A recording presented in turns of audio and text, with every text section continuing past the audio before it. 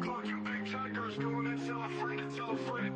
You tell a friend. You're gonna keep the main thing. Bomb zone is right outside Colorado, about to shine. We're getting comfortable, real comfortable. It's colder and bolder because we iced out. In our Lville, where we make big bag deals, turning 5 stars to superstars. Travis Hunter, yo YouTube, let's start it off right. Let's light the tiger up. Hit the like button. Big Tiger is coming to the stage. Get the lights up. We repping the 229. DJ promo on the ones and twos. LG dropping the hot news. Jerome's in the house. Watch your mouth. We about to get the show started. Promo said we going 12 and 0. LG got the ingredients for the show. Chef Jerome is in the kitchen cooking. Sexy ladies, how you doing? Good looking. Big Tiger on the prowl. We gon' be here for a while. Georgia Power keeps us rocking the Big 12 conference, keeping it pumping. College football. Yeah, y'all. We back. We back. What's going on, man? What's going on, man? Did y'all miss me? Cause I missed myself. But yeah, man, I miss y'all, man. I miss y'all. I'm trying to get more consistent, y'all. I just got a lot of stuff on the plate. Y'all, if y'all didn't check out Rome earlier today, y'all please go check out Rome. Hit the like button. My man did his first show today. Let's check him out. See what he's doing. We're gonna have Chef Jerome cooking. You know what I'm saying? So they might join me tonight. I don't know, but he already did a show earlier. So I got a lot going, y'all, that I want to share with y'all about the Big 12, about the about Syracuse and about Colorado. So this first video, I'm gonna get all my Colorado stuff out that I should have got out on Sunday, but I'm gonna get it out today, and I'm gonna bump out some more videos showing some Syracuse stuff. And I'm gonna tell y'all something. Right now. Right now, if you compare quarterbacks, Syracuse quarterback is playing better ball than our quarterback. I said our quarterback. Kyle McCord is throwing dots, bro. He's throwing. Now, I'm gonna tell y'all what pass Shedeur did the other day. Kyle McCord did it like 5 times in his game. Y'all remember that pass when Travis Hunter went up the sideline? He caught it like right on the sideline, almost at the back of the end zone, right outside of where the defender couldn't get to it, but only Travis could get it. And it was like right in front of Travis' face. Travis caught the ball like right like this. Let me see. I got that picture. Let me show y'all. Let me show y'all what I'm talking about. Because, like, I love football, y'all. This is what I got y'all to understand. Like, I'm rocking with Colorado. Yeah, that's I am. But I love football. So when I see football getting played at a high level, I'm like, oh. You don't see that too often. So when I seen that throw from Shedeur the other day, I was like, yeah, that's what's up. Because I remember that performance Shedeur did at Jackson State when he had like 22 completions or 23 completions back to back. I remember that. Like I want it again. Like that's what I see when I see Shedeur. I know he's capable of doing that. So I want to see that again. I think is this a catch? Yeah, right here. Y'all see this right here? When he threw that ball, you see how Travis Hunter's feet are close to the sideline. The defenders can't even get to the ball. They ain't even reaching for it. They know they can't get to it. And Travis got it like right, both hands, squeezed it right in his catch range, like right above the numbers, right in front of your eyes. Right there. This is the Shedeur that I remember. The Shedeur that I'm seeing right now, it's like he want to put up stats so bad, he rushing it. And he I don't know if he missed them. Like, okay. I think he's focused on getting numbers and getting everybody their numbers. He's not just going through his progressions. When you just go through your progressions and when you naturally see what you naturally see, you get relaxed and you kind of get in the zone and it's just coming out. You just letting it fly. And you're in rhythm. When you waiting on Travis or you waiting on LeJohntay, you waiting on Jimmy, when you wait and you start anticipating, and now that you kind of like pulling that trigger, you squeezing it, and sometimes the ball come out a little too fast, come out a little too slow, and it's just like it's kind of like it's rushed. Like I want y'all to do this next time. If y'all think about this, y'all do this when y'all go home, or you can do it tonight. walk up to your door and put your key in your door real slow and open the door and count how long it takes you. And then lock the door back and take about 4 steps back from your door, run to the door and try to see how fast you can open that door. I bet you it's going to take you more time to open the door when you run and do it instead of when you walk up slow and do it. Like when you start trying to do something and you pressing, sometimes it's kind of like it just throws stuff off. And that's what I feel like Shedeur is doing right now. I feel like he's pressing. But all right, let's talk about something, y'all. We're gonna talk about Travis for a minute. Then we're gonna talk about some more players on the team. It's a player on the team. I've been waiting on this guy. I've been waiting on him. And he finally showed up. And I'm gonna show y'all the kind of destruction that he did. I gotta find this one picture of Travis. I gotta move it up. I gotta move it up so I can get it lined up with everybody else. Okay, here we go. I got it, y'all. Give me 1 second, and we gonna get cooking. We gonna get cooking. All right. Okay. So Travis Hunter, y'all. Everybody knows Travis Hunter. Travis Hunter is becoming a brand, right? And I don't know why my jump one. Why it won't show? I want to be on this side. I don't know why it won't show for me, y'all. I'm hitting the button. When I'm off live, it'll do it, but I'm on live, it won't do it. I hate that.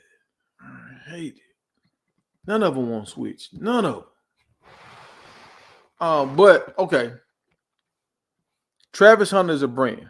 Like we've never seen this before. Phenomenal, right?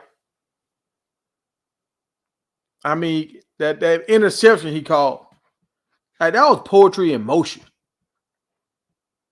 That interception was poetry in motion. And after the game, he was getting interviewed or whatever. I can kind of tell Travis like looking up to make sure nobody wasn't throwing something on him.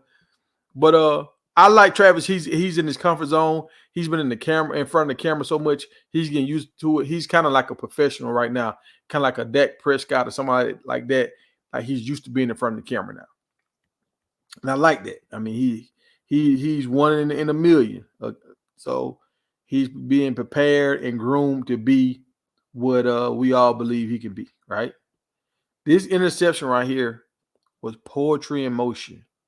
Like how you ran the receiver's route and you was more athletic than the receiver. And I'm just trying to wonder how in the hell Travis, him and the receiver are right there. They feet are right there together. When he caught this ball and came down, he ran away from this guy. So does this guy run a 4.9? Because I remember Travis run a 4.6. Everybody was talking about how he run a 4.6. Does this wide receiver run a 4.8, 4.9? Because how could Travis catch the ball and pull away from him with that 4.6? I don't know what kind of 4.6 does Travis have. Is his 4.6 different from everybody else 4.6? I'm just trying to make sure this. I think him and Jerry Rice run that same kind of 4.6. But when we talking about Brandon, y'all, I gotta remember I stayed in Atlanta for a while. I saw Brandon big time. I saw Ludacris the other day. He threw the ball out for the Braves. And I don't know if y'all remember that video he had, Get Back, You Don't Know Me Like That, when he was dressed up as that big dude with the big arms and all that kind of stuff. He came out to the Braves Stadium like this. This is his brand. He had a video with this. He had an album cover with this right here. Like this is he's branding, right? He's branding. He do Fast and the Furious movies and all that kind of stuff. He has branded himself well. And that's what Travis is trying to do, right? That's what Coach Prime is trying to teach Travis them how to do. That's what Coach Prime did with himself back in the day. And I'm loving it. I'm loving it. I'm telling y'all, I love it. But what I don't love, and I'm gonna keep it a buck with y'all because I love football. What I don't love is when Travis is in the game with 3 minutes on the clock when we up 28-9, and I see Travis body doing this funny stuff where he can get injured. You are starting corner. Why are you in at wide receiver when we up? When we up by almost 21 points. Why? when we got a bunch of wide receivers that's hungry that want to get their first catch of the season, why is Travis still in the game? Y'all help me understand.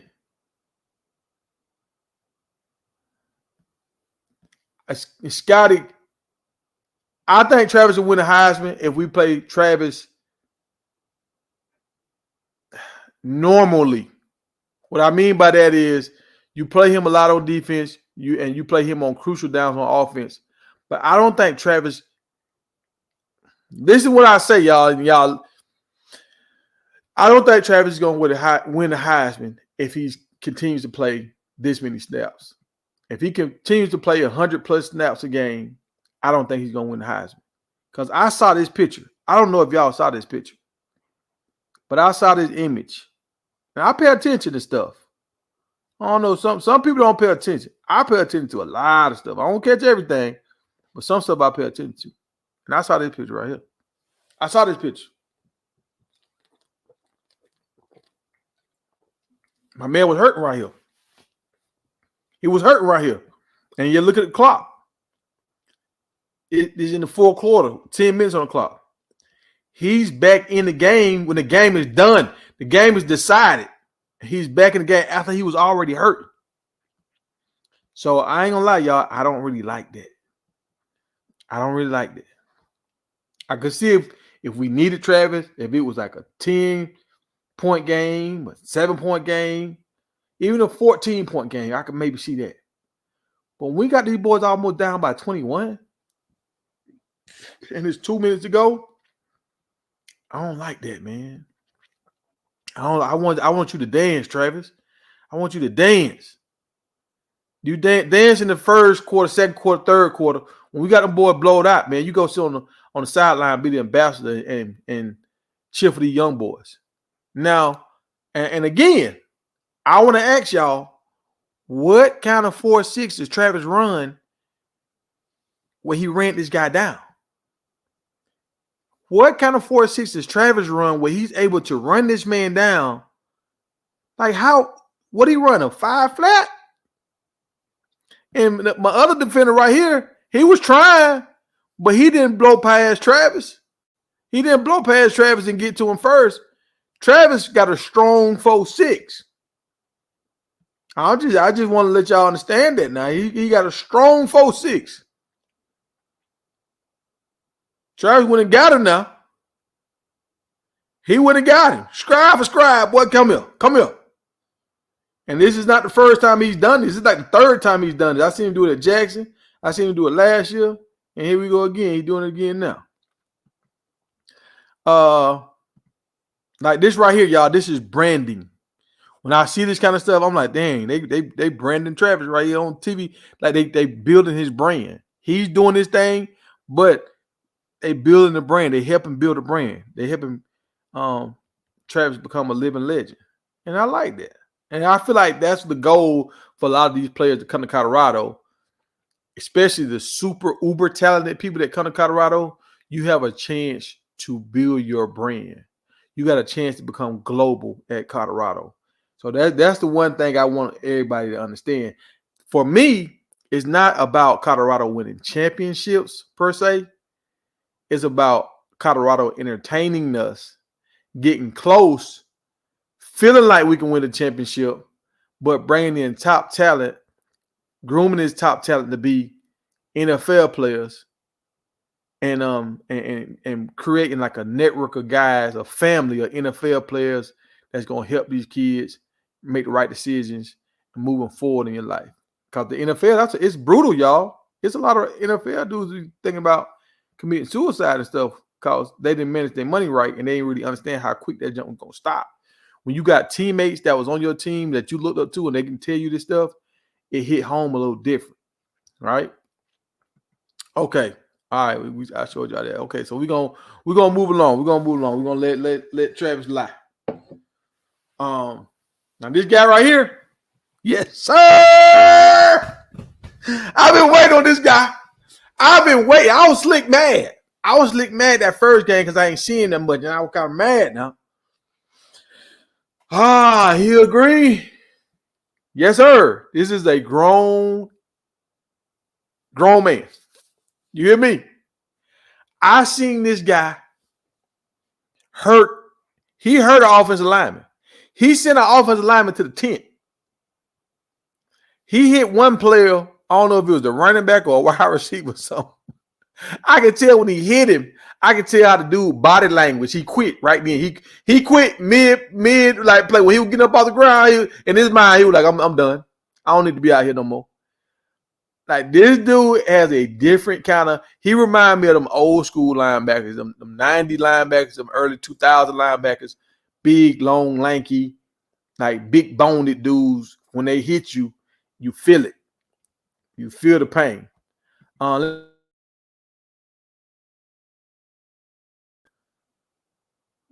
What do I have? Okay, all right. Y'all remember that interception that Hodge got? Hodge needs to go thank Mr. Green. Hodge needs to go thank Mr. Green. You see the quarterback, and you look directly in front of the quarterback. You know who that is? That's Green, right? Player's height. He's in the end zone. He look up, Green right in his face. All right, he started rolling. Trying to throw to a wide receiver out there. Look, Green was just in front of his face, y'all. Green is way on over here in the corner up here to the right. Look how much ground, how far away he done got away from the quarterback. Boom. So now the quarterback like, damn, he done took away my option. Okay, I'm going to run. I'm going to run out the end zone. Pressure coming. I need to run out the end zone. Get what happened. Bam, that man showed right back up. Right back, he showed right back up so quick. Now the quarterback got to throw the ball weird. He was finna run. He thought about it.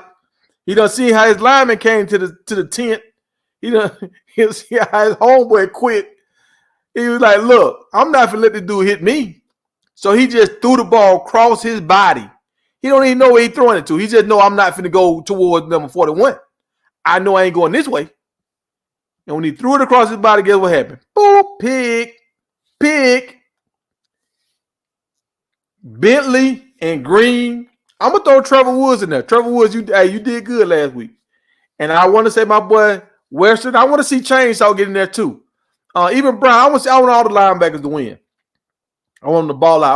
I want them to be a great unit. But with that 41 and that 20, y'all gotta understand what 20 be doing now. All right, look. Remember I told y'all he sent 41 sent somebody to the darn medical tent, whatever. This is the lineman right here. He fucked around and found out. He fucked around and found out and ran up on that grown man and got dealt with. You see that grown man right there getting dealt with right here at the far right there. Oh yeah, they put it on him. He had to go to the tent.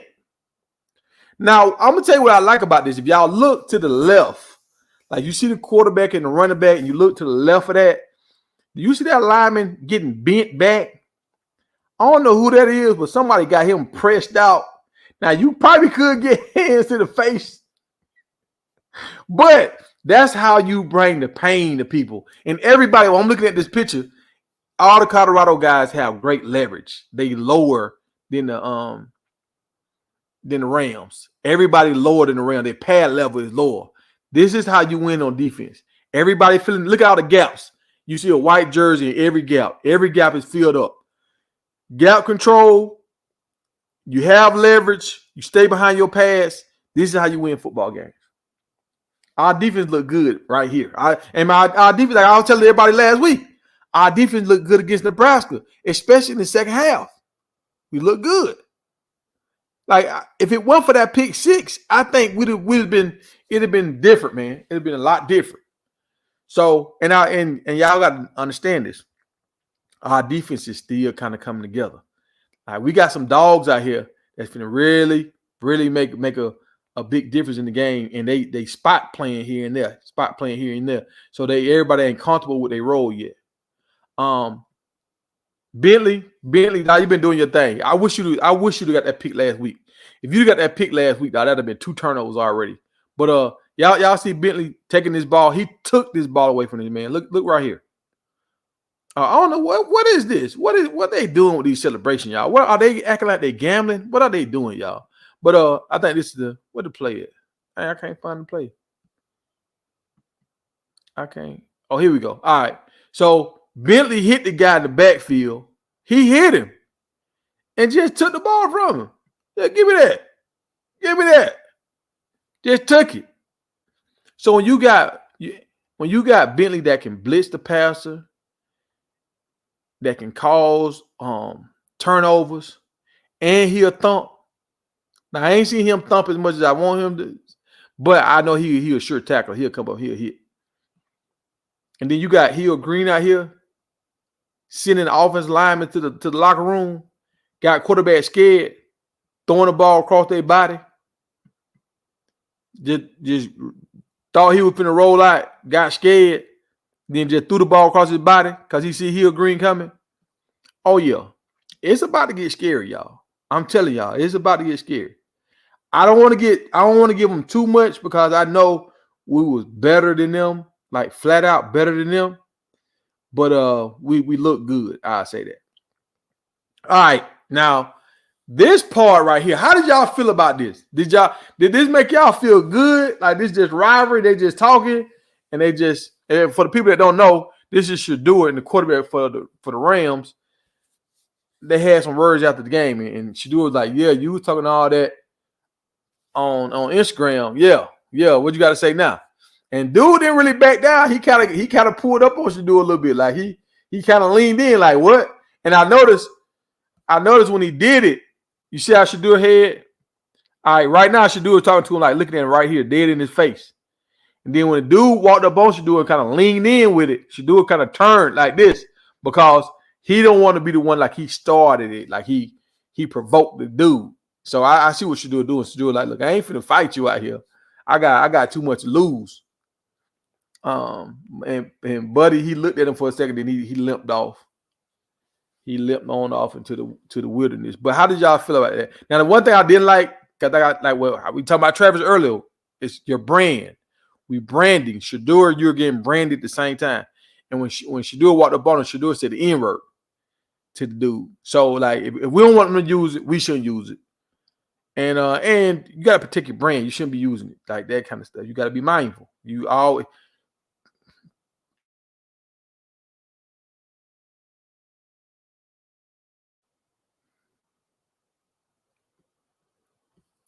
No. You talking about Travis said he was just out of breath? No. Travis wasn't just out of breath. He grabbed his arm. He was grabbing at that shoulder. He was doing something. And now this is what I learned about Coach Prime them camp.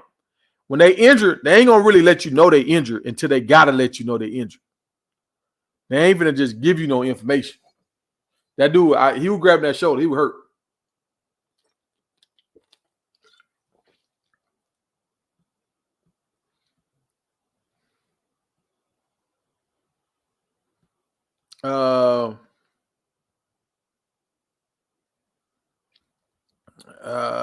They not gonna have a losing team. They're not gonna have a losing team. You said no player wins the Heisman on a losing team. They not gonna have a losing team. They making it to the playoffs. Yeah, I don't think he was just out of breath, man. I think he.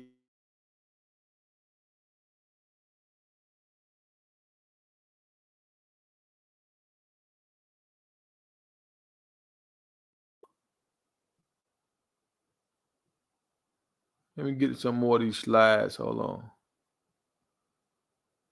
Y'all make me lose my train of thought. Yeah, y'all hit the like button. Hit the like button. Light the tiger up. All right, so we down here now. Let me see what this is right here. Dang, that's kind of dark. I don't know if y'all can see that. But this Coach Prime right here. So this was at the Nebraska game. Coach Prime saw a little kid with a Dylan Raiola shirt. Now, this is what I'm saying about these superstar players. These superstar players need to come to Colorado because you can learn stuff from Coach Prime. I'm going to tell you what Coach Prime did. He shot his little player with this Dylan Raiola shirt on, this little young fella. And he told him, hey, get him, come on, bring him on over here. Bring him on over here. Prime like, yeah, get him, bring him on over here. So he came over there, and Coach Prime gave him a hat, Colorado hat. So guess what Coach Prime just did? He took a Nebraska fan and made him be a Colorado fan. Now he gonna root for both. And I noticed in that region, a lot of them they pull for Colorado and they pull for Nebraska. They just pull for their teams over there. And that's one thing we have to start doing, y'all. Big 12. We got to be all Big 12. If you saying you're a Colorado fan, you locked in Colorado fan, you want all the Big 12 teams to win throughout the week, except for when they play Colorado. Why? Because it makes your strength of your conference stronger. Your strength of schedule jumps up. Like when Oklahoma State beat Arkansas at the beginning of the year. That was wonderful. Kansas losing the other day. That wasn't good. That was not good for us. And did y'all know the Arizona and Kansas State game did not count as a conference game because that game was already scheduled to be played before the conference, before they had switched conferences or whatever. So that don't count against them as a conference win or loss. And that was kind of different to me. I never heard of that before. But y'all, this is the man y'all gotta watch out for. I'm telling you, his confidence, Cole Hood.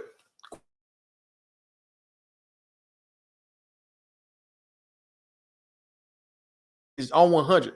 I think he got the same kind of confidence as Travis.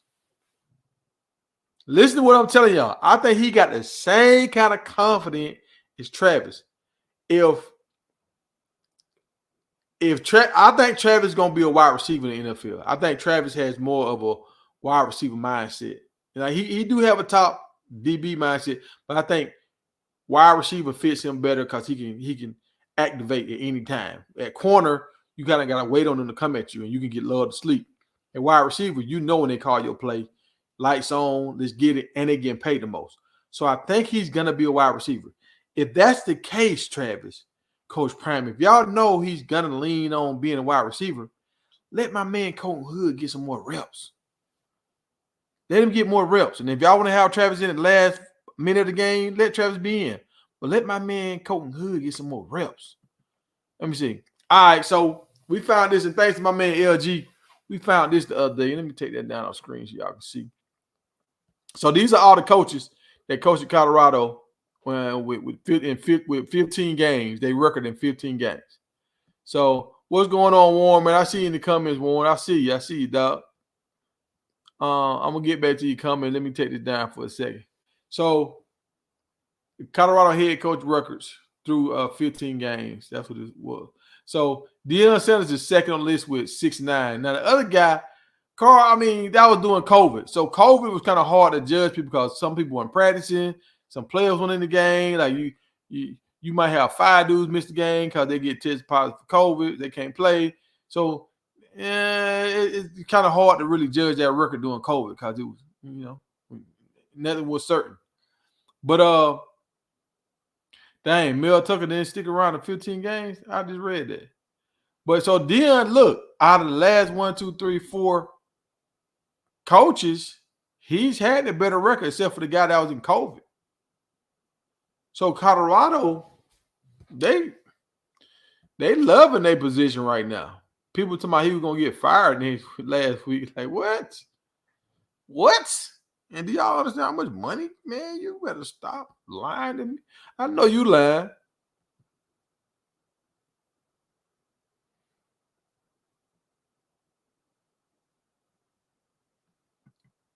You said if he gonna be a wideout, he got to put some pounds on. Why you say that? It's like he got to put pounds on to play corner because you got to stop bigger running backs and stuff. And a wide receiver, your goal is to not get hit. Like Travis is the same size Ocho Cinco. He bigger than Waddle. I think that's like 100 pounds in the NFL.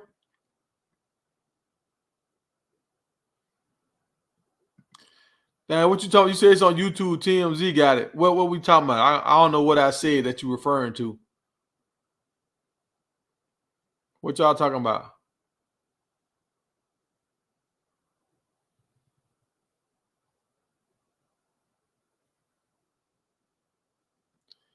Nah, Prime ain't going with y'all understand. Y'all understand how much money Prime finna make at Colorado. Y'all understand? West Coast money, it's a little higher than East Coast money. If Coach Prime lead Colorado is only one school, I saw this last night. Only one school that he'll go to, and I think they winning right now, so that ain't gonna happen. He'll go back to that Dallas, the same school that Bucky played for. They're a Christian school, all that kind of stuff. That line up with what Coach Prime do. But you know how Christians is. Christians, sometimes they don't like all Christians.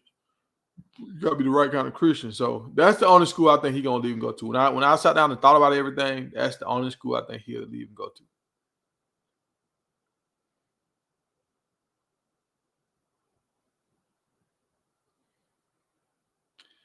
I mean, I hear what you're saying, Scotty G. He gonna get hit more, but I don't know if you remember like the greatest show on turf, the Rams back in the day. Torrey Holt and all them boys would slide and get down. They'd just get down before they take the lick, because dudes couldn't stop them, so they were trying to hurt them. So they would just slide down like quarterbacks.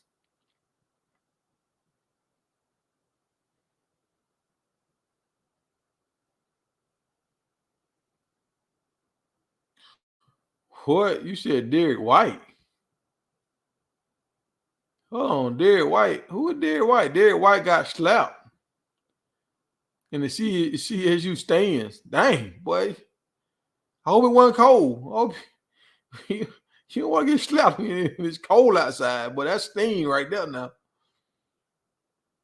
Dang, who is Derek White, y'all? I got it. Help me out, y'all. Who is Derek White? Is that a recruit?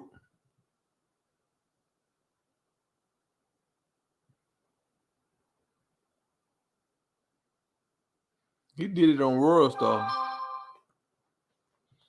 Man, some of y'all gotta jump on. Man, one of y'all, I'm gonna drop the link, man. Y'all jump on here. Let me know what y'all talking about, man. Y'all know I'm getting old. Me and my homeboy, we say that all the time now. I'm getting old. I don't know what y'all talking about. I'm getting old. Where my blue wall at? Where my blue wall people at? I know I'll be telling y'all I'm gonna come on at 5 now. I came on a little late, but where my blue wall at? He didn't get slapped. He got elbow. Ooh, an elbow harder than a slap. I might get slapped before I get her elbow. That touch your soul right there, boy. A slap just hurt your pride. Oh, from the Celtics. Oh, okay. You know, he thought he just could go anywhere because he was rich. Well, I ain't gonna say rich because he got a little money, a little stardom. He can just go there and say what he want to say. Now, partner. I got another. I got one more picture before. What is this? Oh yeah, y'all. I know what the problem is with Mata, y'all. I know what the problem is. I know what the problem is, bro. He need to lose some weight. Look how fat my man is, dog. My man chunky.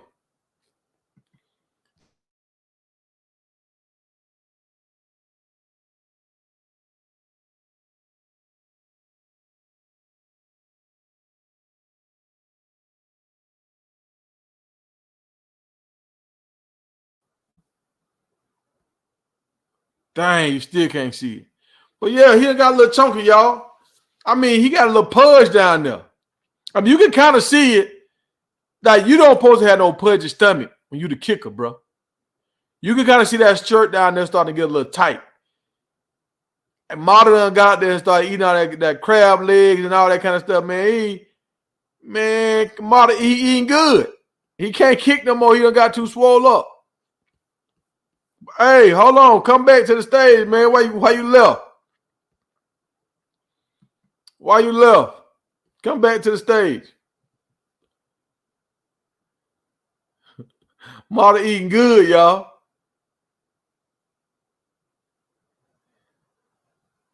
And you notice that too. You notice he had to gain some weight. Mata getting chunky on him, folks.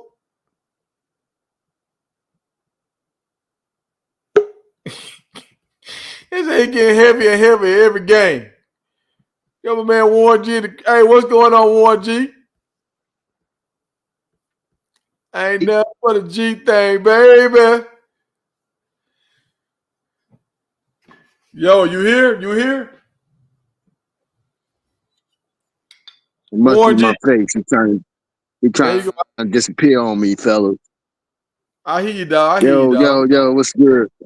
What's going on, man? Yes, sir, man. Thank you for allowing me to be on your platform, man. I Yeah. appreciate it. One love, salute. Everybody in chat, one love, salute. You know what it is. Let's get it, man.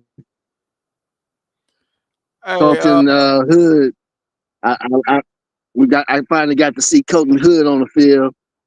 He's gonna be doing some amazing things coming up. We got to see Terrell. Terrell Timmons yeah. get a few catches. I think next week he's gonna have a breakout. I think it's gonna be his coming out party Well, I think next week.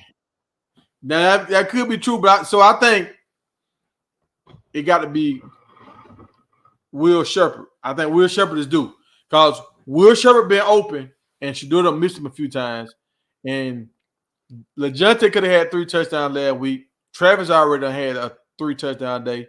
Jimmy done had a breakout day. And if you look at it, he their biggest target. Like he gives Shador the most catch range. You know what I'm saying? Like, if you look at how big he is compared to everybody else when they be celebrating stuff, he bigger than everybody. So I think I get it. get him I here. can see that too. I see that too. You know, they ran a lot of 4 wide last game, man. Yeah. Ooh, that's ugly.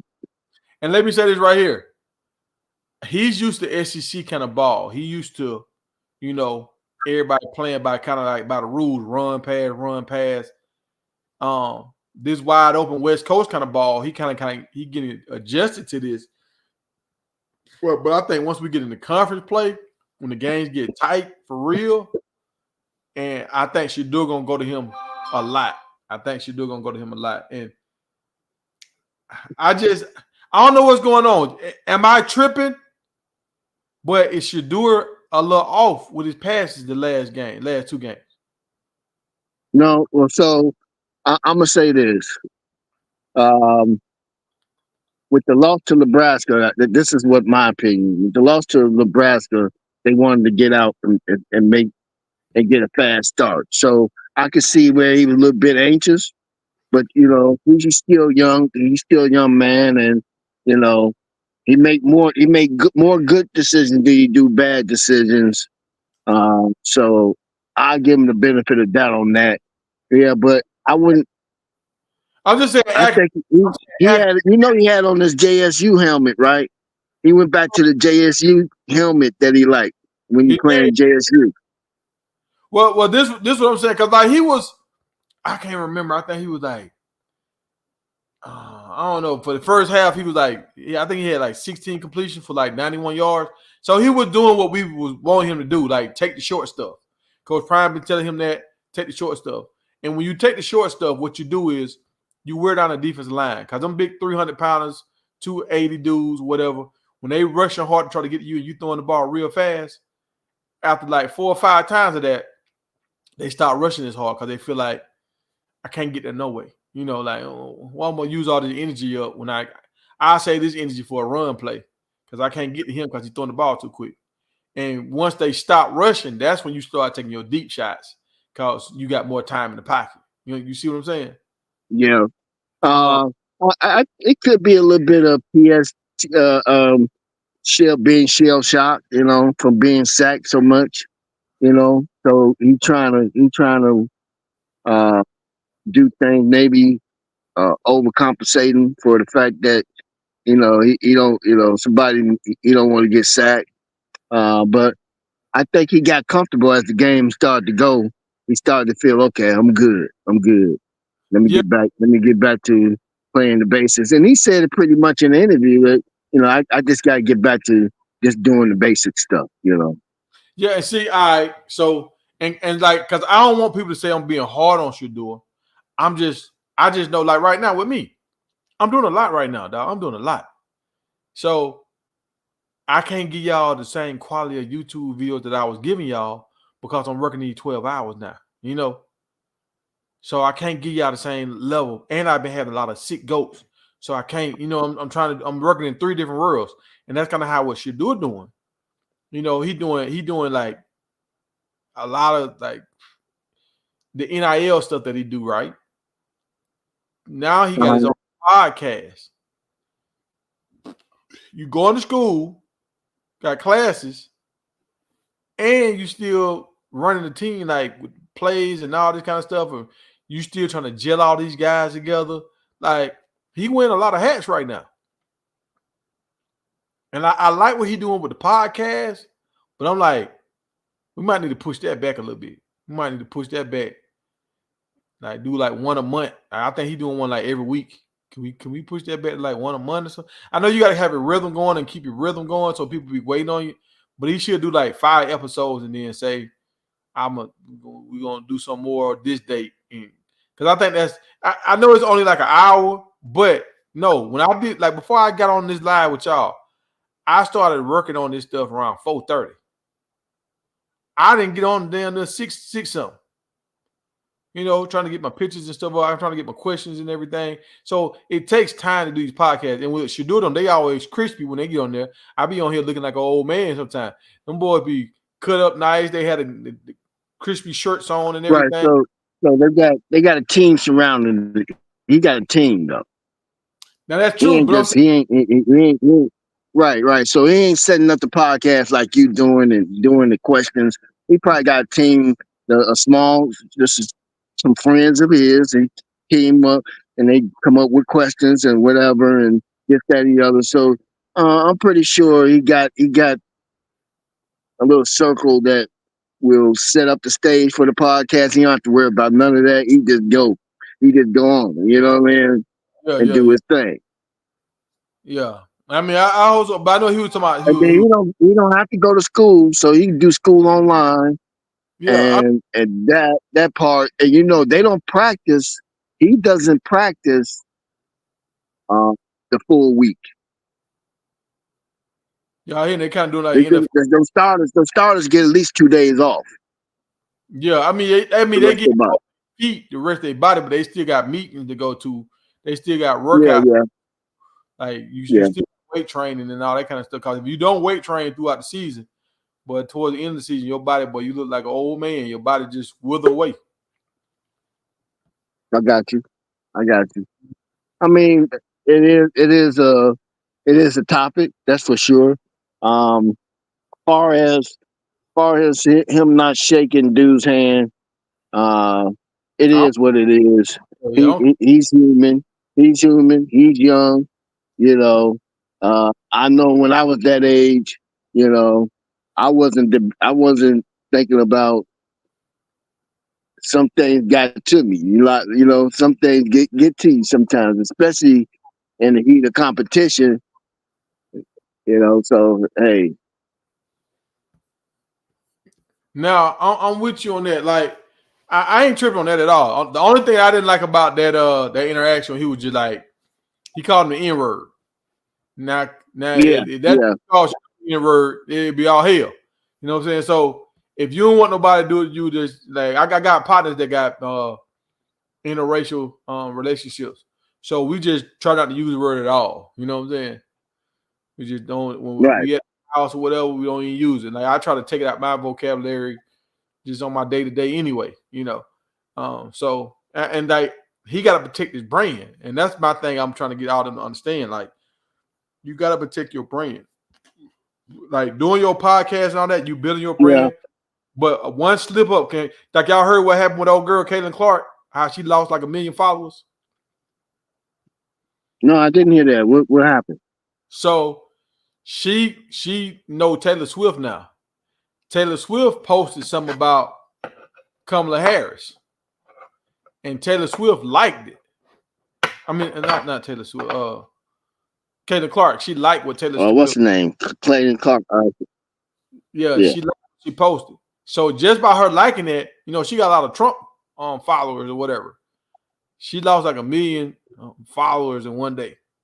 When they seen her like that, they all like, So it's just like with stuff like that, politics, sharing something crazy, relationship, like anything violent or any kind of recording calls or anything like what just happened with Shannon Sharp the other day. Like anything like that can mess up your brain. So I think the Shannon Sharp stuff was staged, but anything Yeah. like that can mess up your brain. I mean, and you're absolutely correct. And I'm not going to label this, but I said that the comment that Connie McClain made about Prime hurt his brain more than it because he was so much into his feelings. But people Yep. didn't really want to hear that coming from me. They didn't. They wasn't trying to hear none of that. They thought that he should have every right to do that. I said, no. When you're building the brand, it's bigger than just you. You looking at people, how people look at you. Prime got connections that go extend very, very far. And you want to make sure you don't want to bring down no bridges. You know what I'm saying? So Yeah. I just, but I do get it because especially nowadays, these guys are starting to realize that they need to build a brand. I mean, look at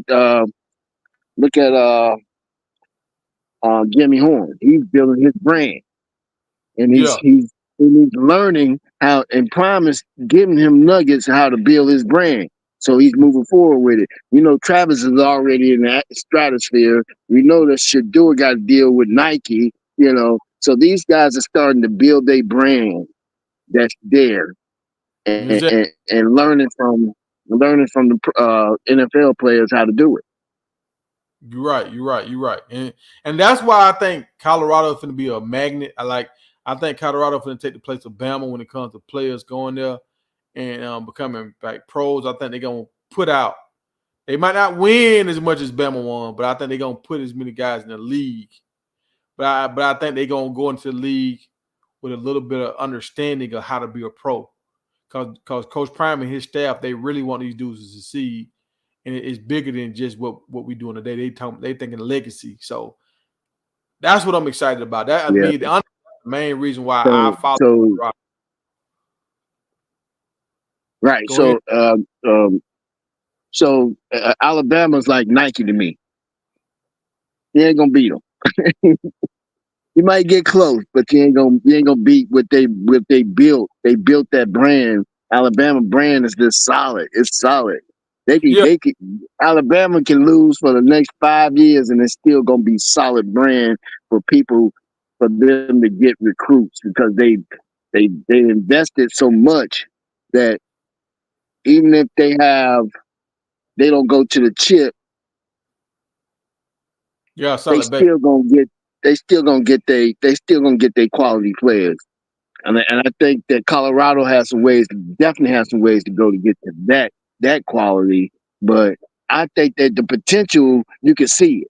I can Mm, see it being so where now they're being up there with the Alabama as far as getting quality players. You know, like Texas and those type of players. And yeah, I mean, you heard what the announcer said last week. He said we got 4 wide receivers. It's like NFL grade wide receivers. So, like yep, you can't say that about Georgia right now. You can say that about Texas, maybe Ohio, and I don't know who else you can really say that for. You know, because a lot of yep. wide receivers didn't like going to Bama and they didn't like going to Georgia because they ran the ball too much. Oh, and we got to talk about that too. But before we get at that, they said the wide receiver coach is the one that got smacked in the crowd. Y'all see that? Diva said that. No. They just Jason Phillips had a disagreement with another coach. I think they bumped into each other, man. Come on, man. They don't be putting that out there. They got there's some words been was exchanged. You know how it is. It's football, man. That's Diva, it. Diva, what you Derek, out it was here Derek. It was Derek that got slapped by a fan. He plays basketball for the Celtics. Okay. Diva, I'm gonna have to start saying allegedly with all your stuff. I'm gonna have to start saying allegedly. Hey, hold on, Warren. Let me bring Rand to stay. Rand, I'm gonna bring you up. I'm gonna give you like 3 minutes, man. Say what you got to say. And I'm gonna take you down. You be giving a lot of static or whatever on the feed. So go ahead and take out Rand. What you got? You can hear me, Tiger? Yeah, Staticky? Nah, you sound good today. Go ahead. No. I just want to say what's up to you, man, and welcome back, man. I haven't seen you in a while. That's all. Man, I've been working, man. Working overtime, man. Trying to. I got a lot of hats I'm wearing, man. I got a farm I'm working in. I got this. I still do my trucking stuff. So, and to my YouTube until I get up to 100,000 subscribers, I got to wear multiple hats. I hear you, man. You gotta do what you gotta do, bro. Yeah, man. Yeah. I just want to make a comment, man, and then I'll let you go. I think they are much more talented than even I thought. They got a lot of talent everywhere, and now it's just a matter of them gelling and accepting roles on that team. You know what I'm saying? And once that happens, man, they're gonna be a hard out, bro. You know, because they got depth, they got the quarterback, they got backs now, not just one. He got 3, maybe 4 that can really do it. You know, they got 5, 6 receivers that, like, if they played, nobody's missing a beat. You know, so they're in a good spot, man. They just got to stay healthy and get it done. All right, and look, appreciate that, and look, I'm gonna take you down, but go ahead. Yeah, I'm gonna elaborate on that. All right, so my man said they got to stay healthy, right, and they got a lot of talent, right. Everything he's saying is spot on. Everything he's saying is spot on.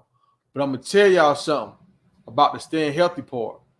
Saw how I showed Travis at the end of the game, last 2 minutes of the game, when the game is already decided.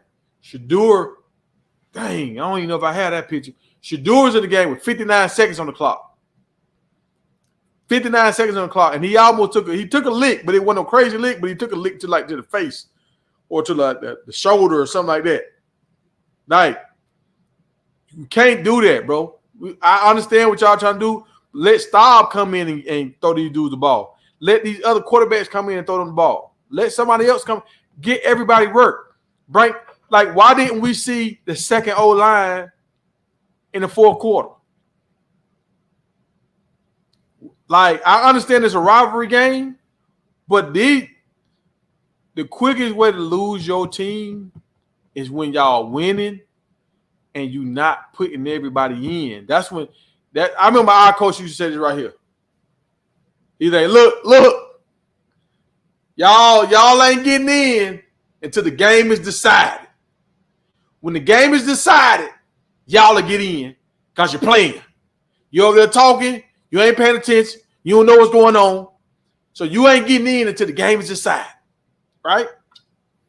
That game was decided. That game was over with in fourth quarter. That last 5 minutes of that game, at least the last 4 minutes of that game, they could have put some other guys in. They could have shuffled a whole offensive line, a whole unit, defensive unit, and a whole offensive unit in, all at one time. Everybody, a whole new set of 11 new guys, and let them boys rock out. Just so they can get a part of that game. Like, I want to play my rival game too.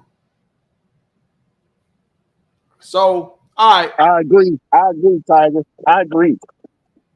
Totally agree. So, I hey, want to see them young boys play. In the chat, y'all tell me which group did the best. The DBs, the LBs that's linebackers, or the D-line. Which group did y'all think on defense played the best this week? I'm gonna see what y'all say in the comments, and I'm gonna let y'all know what I think. But I got some news for y'all, man. Now I want y'all to hear this. So I just looked it up there. I just want to know because I seen how Dylan had scored some touchdowns. I seen how Hank was running, doing his thing. I saw how Savion was getting some carries. Even McCaskill got some carries, right? All the running backs that left us, right? Y'all listen to me now. All the running backs that left us, I added up how many carries they done got since they done went to these other teams. And I added up how many carries. Just the running backs, not the quarterbacks. How many carries our current running backs have got. Woo! Woo! Oh, I don't even know if I want to say these numbers, bro. I don't even know if I want to say it. Prime, come on, bro. Come on, dog. Come on, dog. I added up all them dudes' carries. They had 99 carries. One running back almost got as many carries as our whole team. Hank almost got as many carries. I think he got more. I think Hank got more than all our running backs put together. And Hank is sharing the ball with another running back. I want y'all to understand that. He's sharing the ball with another guy. But Dylan, Savion, McCaskill, and Hank, these four guys have got the ball 99 times. Colorado running backs has gotten the ball 42 times. Why, when we up in the fourth quarter, we not running our back? I saw Charlie get in there and get a first down. I like to see Charlie get in. But why we can't run our backs, man? We going to lose 4 and 5-star backs. Go ahead, Warren. I definitely understand your point, and it's a valid point. But somebody said this earlier, so I'm not sure what y'all heard of. We're primarily passing team. That's our bread and butter. And so, just like you said, Alabama, a lot of receivers don't go to Alabama because they run the ball a lot. You know what I mean? So I think we have a trademark, at least with Shedeur. Now, next year, we don't know. But right now, we know that Shedeur is arguably the best quarterback definitely the best quarterback in the Big 12, bar none. I mean, the way he places the ball and all of that, and this, that, and other. So, that's our strong feature. This is last year. This is his last rodeo. It's the last dance. It's like giving the ball to Michael Jordan. It is what it is. You had Pippen, you had all these other players on there that that can put it down, but you almost guarantee the score when you get played in Shedeur's hands. So that's just the way it is.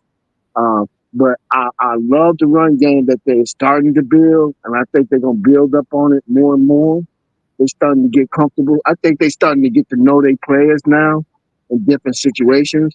And so I'm starting to see, I'm pretty sure that we're going to have us 1,000 yards back within that flow of that offense. At least 1,000 yards. Now let's do this. Now I heard what you said, right? Hold on. I'm looking at this. I'm making sure I'm looking at the right thing now.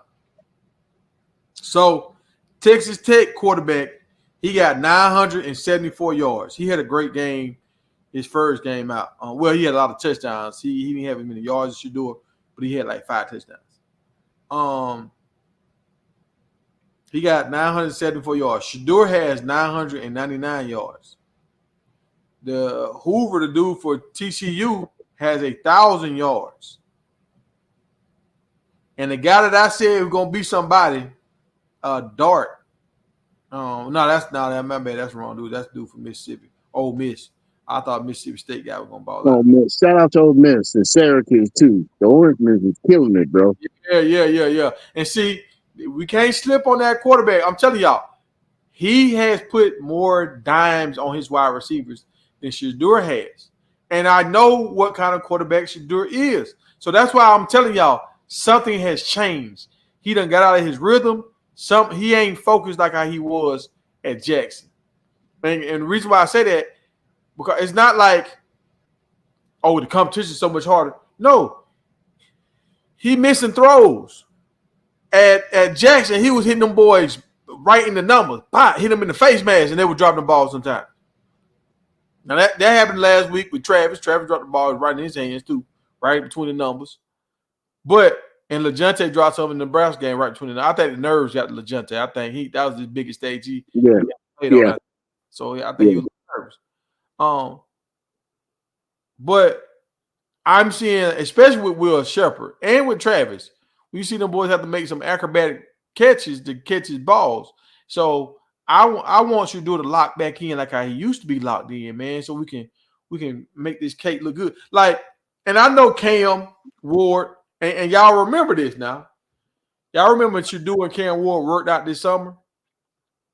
Yes, I know that conversation. I know you're gonna bring up that conversation. Go ahead with it. Yeah, and I'm seeing y'all talking about the linebackers. Y'all talking about the DBs, linebackers. Hold on, let me see. Somebody said all three blitz, but they got a. You put the question out there. Who you thought did good was either linebackers or the DBs, and so I think that's what they coming up. They letting you know who they chose. Yeah. That's what I'm looking at. I'm trying to see. So I'm trying to see. I'm getting a lot of linebackers. I see more linebackers now. I have to go with the linebackers too. I feel like all of them did really good. Oh, all of them did really good. But to me, the DBs did the best. Now, they didn't have their top wide receiver, and I'm mad at that top wide receiver that they had. That dude, Horton, he should have never played. You let the hype get to you, the rivalry. Like, dude, you trying to go to the league. You came back this year to go to the league, not to beat.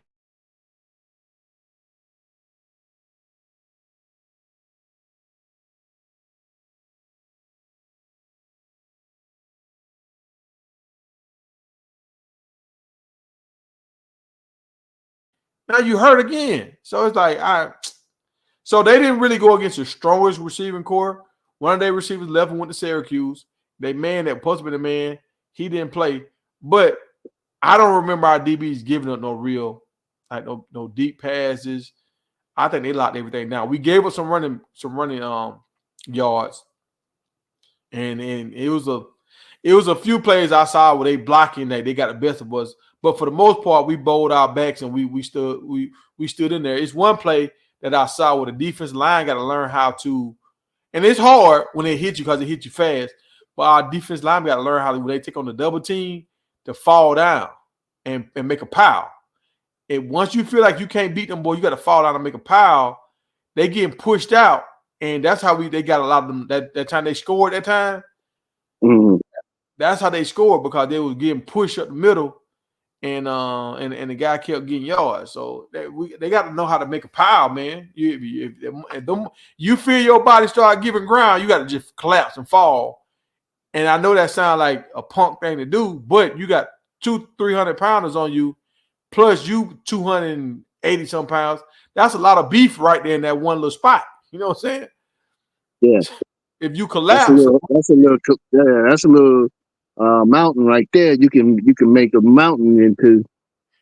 Yeah. So the running back can't really run over that. He turns into like a little roadblock. So, but I'm gonna say the DBs, y'all. I think Travis had the pick. You had some man Hodge had the pick. Yes, sir. I think he all that. What's my man number 8? McKinney, he led the team in tackles, I think. And Colton Hood, when he got in there, he did good. So yes, sir.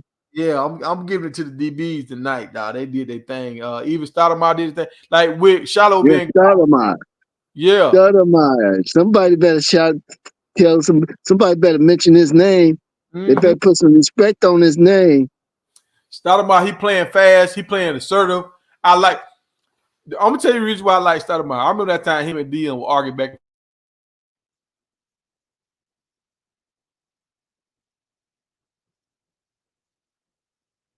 Did I just get booted out? was Tiger Frozen. Hey, chat, if I'm crispy, put it in the chat. Yeah, There we go. There we go. There it is. Okay. He Well, froze up a little bit, Tiger.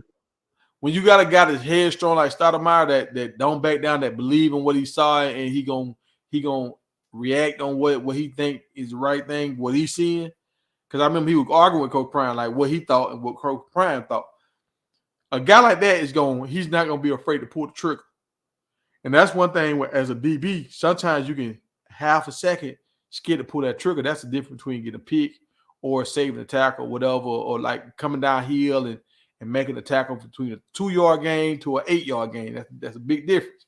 So I like him at that safety position. I think that was a good move by their staff to move him to safety and take him away from corner because he was a little too chunky. He was getting like Marta. He was getting chunky trying to play corner. So, what grade are you giving the D for this game? The defense, I'm gonna get a defense. I'm gonna give him a B. I'm gonna give him a B. I'm gonna give him a B. And the reason why I'm gonna give him a B because they top guy was out, and they ain't have because they running back still got off a little bit. Marshall still got off a little bit, and Marshall ain't the running backs we gonna see in the Big 12. You know what I'm saying? So well, let me say this then, right? I know you said a B. So how many forced fumbles did they have? I think they had 1 forced fumble. 4. I mean picks, 2 picks, right? Two picks, yeah. How many forced fumbles you said they had? How many? I think they had 4. 4? Yep. Hold on. Let me go back and see. Oh yeah, and before we go move off this, yeah, Cam Ward has 1,035 yards, but Cam Ward has played against FAMU, and I forgot who they played against this week too. Like Cam Ward ain't playing against the same competition that Shadoo is playing against. Let's keep it a buck. That's what I was about to say about the other quarterbacks. I mean, because Syracuse, they got. I'm not saying that you play who you put in front of you, but Syracuse got a nice little schedule where they can, that they're gonna get some wins and beat up on some people. You know what I'm saying? Oh yeah. And the thing about Syracuse schedule is they got teams, they lower tier teams, but you kind of know them. Like, okay, all right, yeah. But Georgia Tech was their biggest win. Yeah. Up to date. I think their biggest win of the season gonna be Boston College or Miami. If Boston College still winning, if they get that win and then they end up beating Miami at the end, that's gonna be crazy. That game might be hard. That's a tall order right there.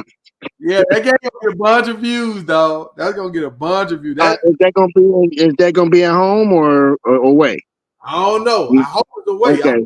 I'll check it out. I'm gonna check it out. I'm gonna look to see. But yeah, I think they have 4 forced fumbles. I think, or I think QB miscue. It was a miscue, right?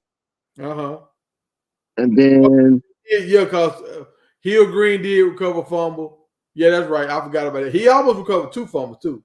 I forgot about that. Yeah. So I'm giving them an 8 for this week's game. They was operating on all cylinders. They only allowed until like 2 minutes of the fourth quarter. They only allowed 3 points, bro. and leading from Nebraska game, they shut Nebraska down in the second half. So man, they've been doing their thing, bro. I'm gonna be keeping a buck. These guys, they looking like the monsters of the Flatirons. Yeah, they turned that corner now. Hey, you know what the game of the week is, right? In the Big 12. Number 12 Utah versus number 14 Oklahoma State. Yes, sir. That's gonna be a game right there. I just watched Oklahoma State beat. That's this week coming. Yeah, this week coming at 3 o'clock, 3 p.m. What's their record? Are they don't have any loss, right? Both of them 3-0. Both of them 3-0. Dang. Oh, Oh, another okay. game of the week. Another game of the week. Michigan playing against USC. Oh, Michigan playing against USC. Yeah. Oh well, Michigan winning that. I think. Now we gonna see what Lincoln Riley gonna do in this conference. We get to see how he gonna. Oh yeah, he in this conference now. That Big Yeah. Ten is gonna be different, especially when it started to get cold. When it started to get a little cold, they better hope that they have a long summer on the East Coast. Ooh, That's for sure. We got another game too. Nebraska going against Illinois. Illinois ranked number 24. Nebraska ranked number 22. Both of them 3-0. I would love to get a Nebraska lose right here, loss. But the more Nebraska win, the more that help us out. It helps out our strength of schedule. Right, and Nebraska's in a totally different conference from us, so Yeah, it is what it is. It's over with them. We're through with them for a while. Yeah. We don't have to pay them for years now. Yeah, I don't even understand that. How you don't play your rival for years? That don't even make sense. And you both your rivals. Who do we have other rivals we got to worry about? Now at this point, I would no. I guess Utah. Would you consider Utah being a rival, I don't know, man. This a new charter. or just a payback? Maybe it's just a get back with Utah. Yeah, maybe because they've been winning the conference so long and they beat us last year. Maybe. Yeah, I don't know. I don't know what rivalry is going to be. I think the rivalry is going to be Kansas State. I think it's going to end up being Kansas State for us. Yeah, it could be. Yeah. Well, I think everybody going. I think everybody. We're gonna get everybody best shot. It's like, Oh man, they gunning for us, man. I mean, we got all eyes on us. You know, they want to make a mark for themselves. I mean, a lot of players that played against us made a name for themselves. If they perform right at that game, man, they got that boosted they stock up. I mean, that took they stock way up. Yeah. Well, nobody paying them attention till they played Colorado. So of course they like, okay, this is what's up. Yeah. You're right about that. Now you are right about that. So did I ever say how many rushing attempts Colorado had compared to the guys that left? Yeah, you said 40. You said 40. We had 45, maybe 45, 44 to 46, I think. And the 40, other ones had about 96 all together, right? Yeah, we got 42 runs on the year. The guys that left together had 99 runs on the year. Well, so let me say this now. Some of them schools, that's their game. They don't have they don't have powerful quarterbacks. Yeah. I mean, they can pass the ball. That's true. But some of them schools that them players went to, they just you probably could argue the point with Kansas State, but then you would take away. You would say, well, how many? So let's just use Kansas State. How many touches does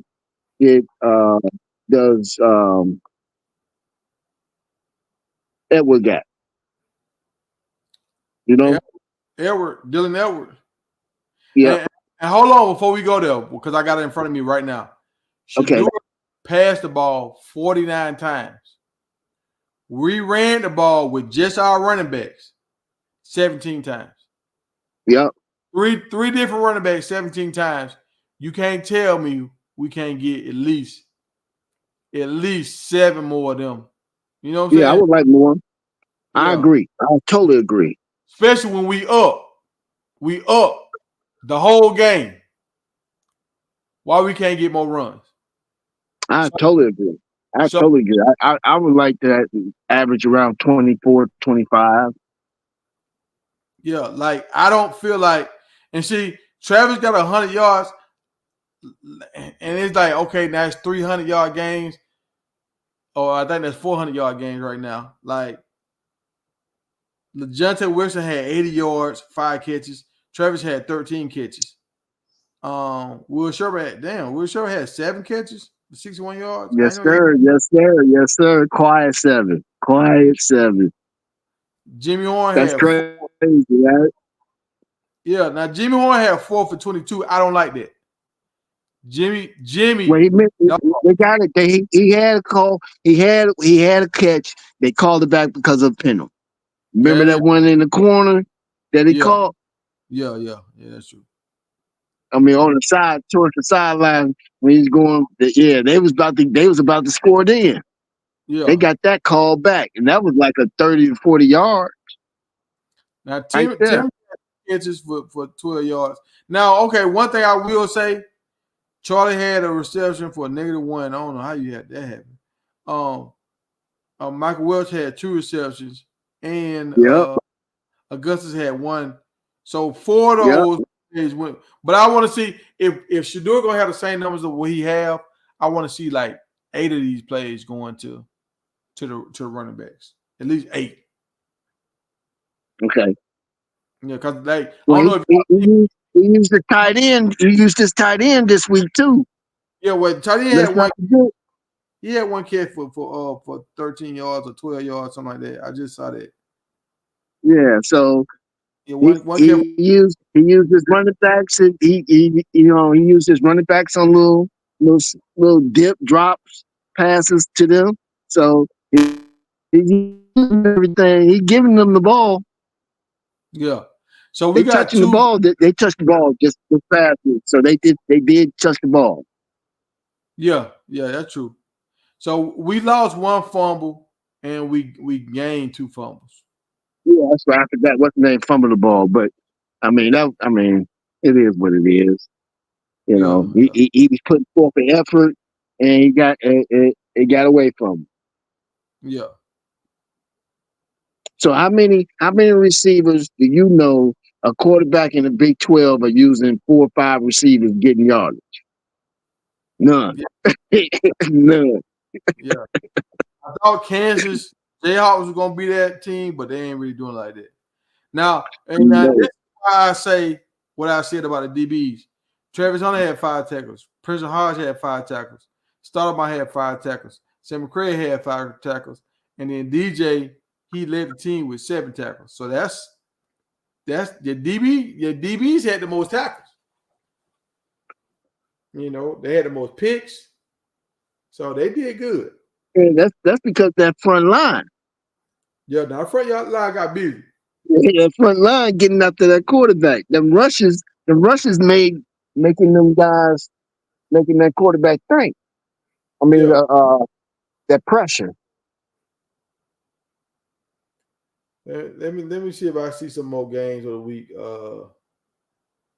Man, we was nowhere like this. We was nowhere like this the third game, bro. That defense was nothing like this the third game. Yeah, but we was fighting our nails the third game last year. Like, please hold up. Please hold up. Yeah, it was like a big of a hole in it, boy. It was just whatever happened. Oh, Syracuse played against Stanford on ESPN at 6:30. When? Today? No, on Saturday. Next week? Saturday. Okay, yeah. I want to see if that receiver get off on them. I heard he transferred. Then I heard he didn't transfer. So I don't know what to believe.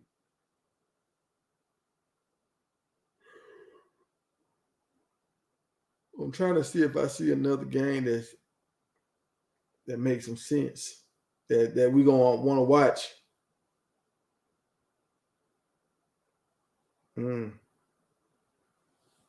Like Miami play against, I think they play in South Florida this week, so that still really ain't no. That's still like Miami playing against their little cousin. Not even their little brother, their little cousin.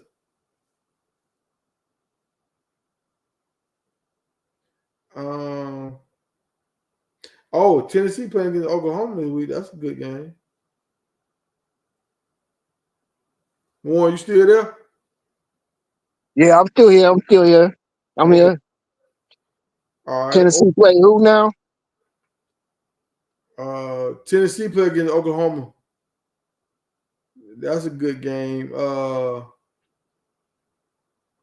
Dang, what's going on? Oklahoma State ain't playing. They play against Purdue this week. Purdue. How is Oklahoma doing? I haven't been keeping up with them. They 3-0. They 3-0. You need to go watch that game. That game against, and then what's so impressive about that game against Oklahoma? I mean against Arkansas. Oklahoma against Arkansas. Oklahoma State against Arkansas. They didn't really lean on their running back until overtime. Like they beat them with their regular offense. We got to watch out for Central Florida. If y'all wanna, y'all go watch that game, Central Florida, and who they just played. Dang. They just played somebody. They played. I can't think who they just played. But well, that's a game 6, right? But we get a bye week. Game 5. Well, we got a bye before them. We got after the 4th game. I think we get a bye week for that 6th game. I don't know if it's for the 5th game or for the 6th game, but I think it's for. I think for the 6th game. One of those two. We get a bye week. Yeah, I think it's for the 6th game. Let me see. Yeah, shit. I don't see no bye. Yeah, we get a bye week after the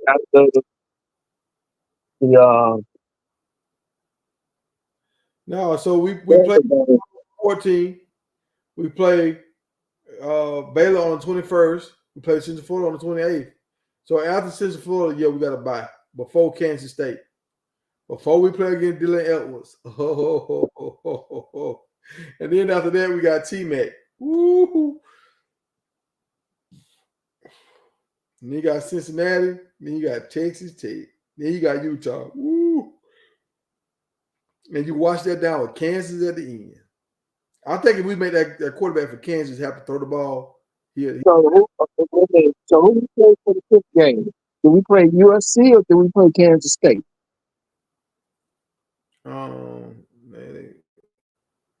Kansas State is the 7th game. Well, it's the 6th game. We got a bye on the 6th week, so we play them on the 7th week.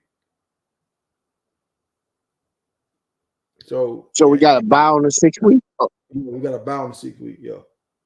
After Central Florida, we got a bye.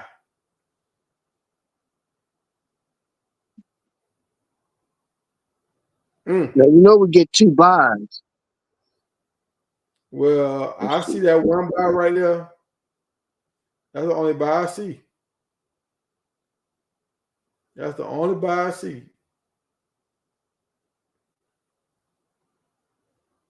Hold on. Let me look at the dates real tough.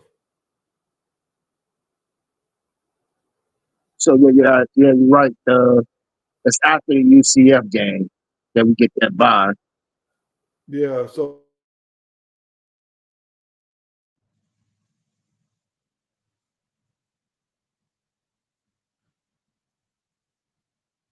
and then I think after the Cincinnati game,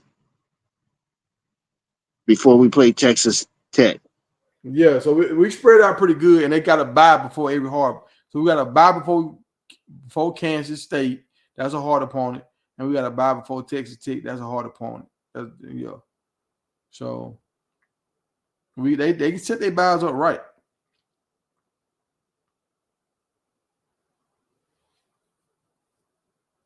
Yep. So yeah, UCF don't be a hell of a game.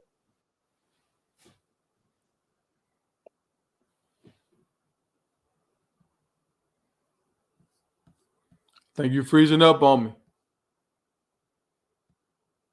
Is it me or is it you?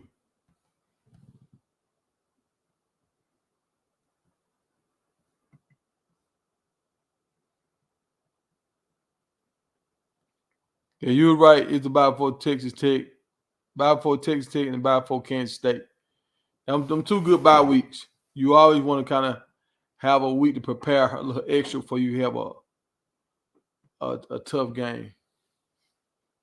Buntley said drop the link. The link has been dropped. What happened to Israel? Thought you were gonna come back, Israel. What happened?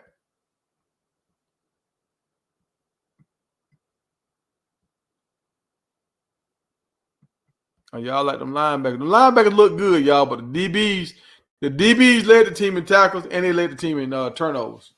So I got to give it to the DBs.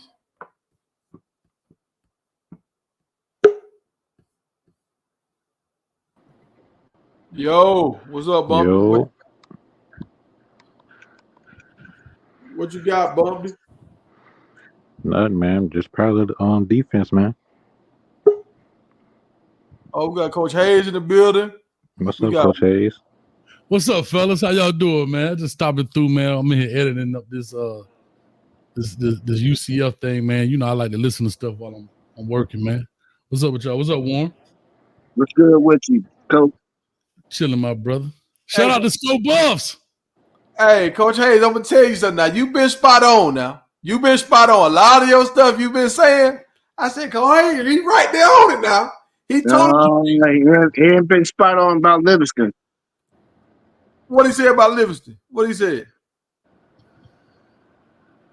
He said that this will be his first time because he haven't actually been set in the role of coordinator, but he's doing a damn good job up to this part. Making adjustments. Yeah, but that's accurate. This is his first time. Like I said, I didn't say he was gonna be good. Didn't say he was gonna be bad. I just said we don't know. Yeah. That's all I said. I never said absolutely did. You absolutely did. So I ain't finna make it more than that. No, that's it. Listen, bro. Like I said, it's YouTube. You're entitled, but I'm just saying. I just said we don't know what Livingston gonna do because it was his first time. That's all I said, and so we gotta just see. Yeah. I'll be paying attention to you, Coach Hayes. I was like, oh, hey, spot on now. And a lot of stuff we said was spot on. The one thing, I'll be quiet. I'll be quiet if I see more pulls. I'm noticing a lot of teams in the Big 12 that run the ball heavy. They got a lot of guards that can pull. They seal blocking and they gashing people up the middle. They're using that wide receiver like motion so they can do that jet sweep. They kind of keep running that by you. They love you to sleep with that. They'll hit you with that. And when they hit you with that 1 or 2 times, it opens up that middle when they start pulling them guards. So we don't have that kind of action when it comes to our running game. Everybody else does. So we behind when it comes to that. And I just wonder though, Tiger, why they don't? Like they did it. What's 54 name again? Houston, I believe. Yeah, Philip Houston. On that big run, they did it, but they pulled him at tackle. They didn't pull a guard. I guess probably because of the blocking. Sometimes you can switch it off based on the alignment. So you'll bump it down because he's covered and the center can't get back on that 3 technique. So I get that part. But they did it that one time and then he ended up bouncing it outside. Remember he bounced it for the Welch bounced it outside. Yeah.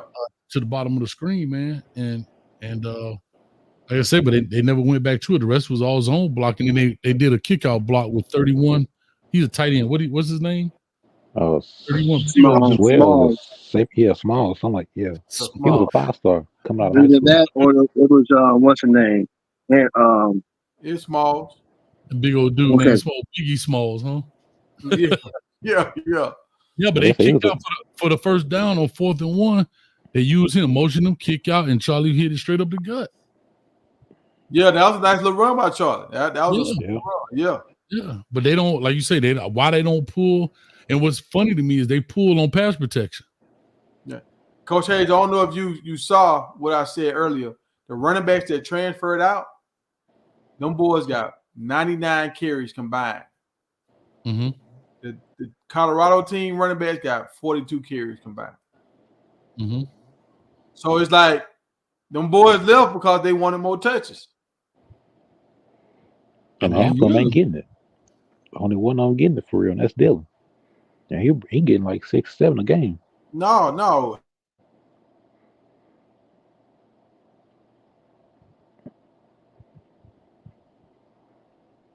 Yo.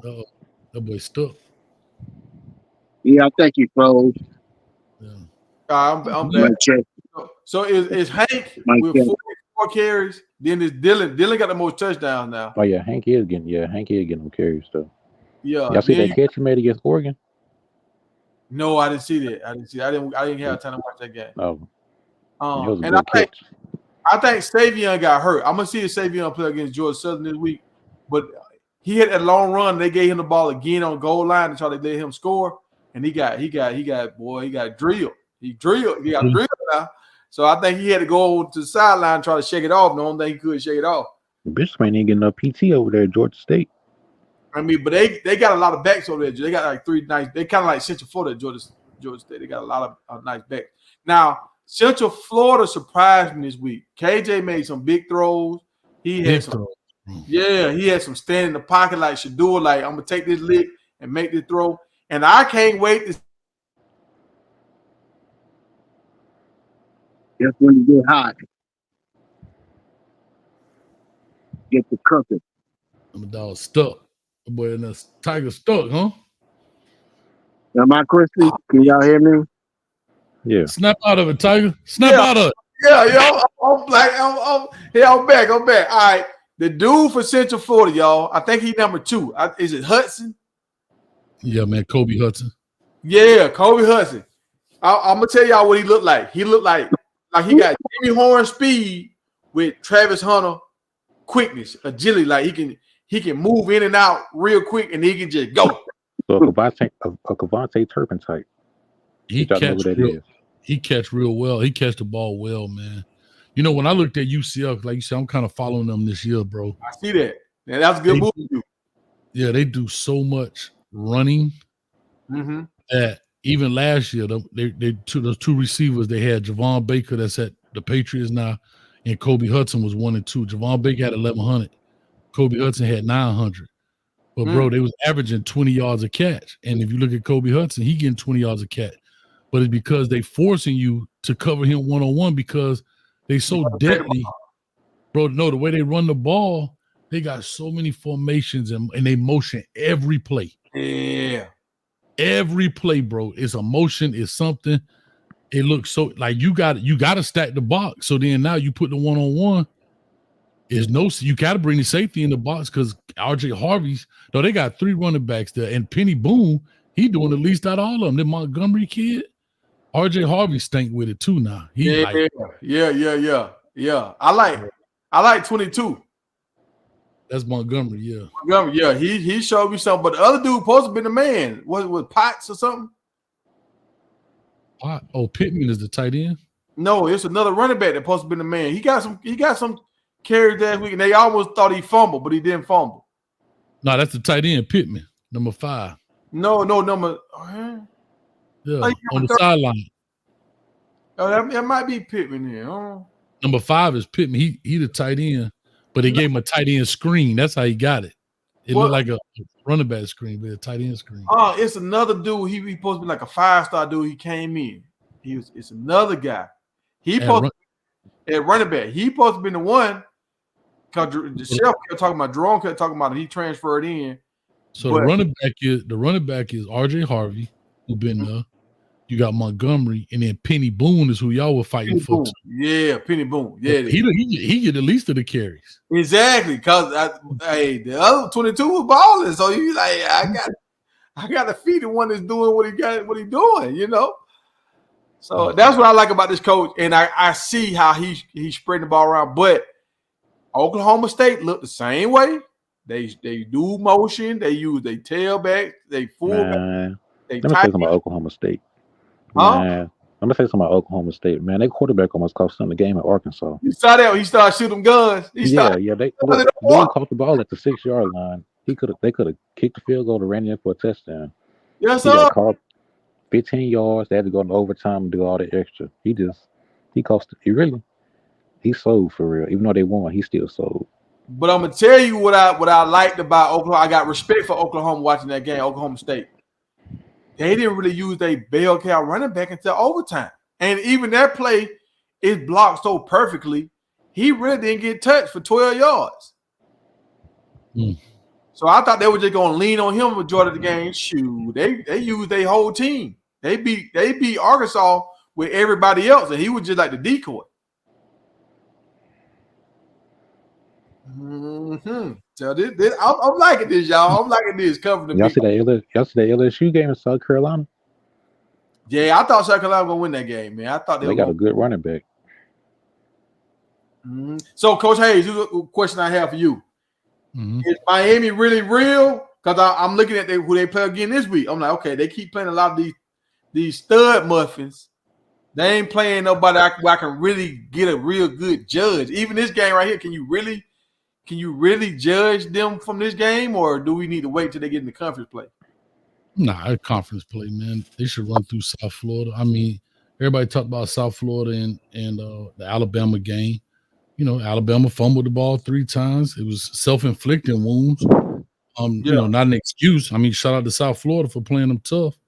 Yeah, but as you see, they told Wisconsin, once they got it on, they put 28 up in them on the 4, and the game ended up being 42-16. So, you know, the Miami fan base, they're like, oh, we gotta watch out, man. Get out of the I'll just say PTSD syndrome. Get out of that crap, man. Yeah, like, hey, y'all nervous? Not me. I'm not nervous. Like, bro, like for this South Florida, man. Look here. Look, y'all fans done got used to losing now. Go ahead, y'all got used to not losing. Me. I told him I ain't never been used to losing. What that boy Cat Williams say? What he say? It's funny that you support such a loser. Yeah, like, boy. Bro, like, nah, dog. Yeah, I'm a ride. Listen, bro, I'm a ride this way. Now I don't know what next year gonna bring us, but this year, oh yeah, man, hey, surf's up, dog. I'm riding this wave. You call it whatever you want to call it. I'm just gonna have fun with it. The best thing they can do next year is they got to out. Well, Colorado might be out, but they got to try to get old boy from Virginia Tech. I think they try to get him. I think quarterback. I think he's because you know he worked with the same quarterback coach and everything. And Cam Ward gonna kind of help him a little bit because they partners or whatever. Who you got? I think Colorado gonna get well, from what I've been hearing, they're gonna get old boy from Arkansas State or what's that one boy name? Dang, he played the quarterback from Oregon State. I forgot his name. Oh yeah. But see, I'm gonna just say this: the dude that came from Georgia Tech, with the Ed Reed kind of brought. He nice. Ponder. Nice. Ponders. Yeah. Y'all ain't paying attention. He jumped in front of them too. The guy from Wade from Kentucky and the guy that came from Vanderbilt. He jumped right in front of both of them. Yeah, they said Walter ain't even. They said the Walter get in. He gonna be a RPO.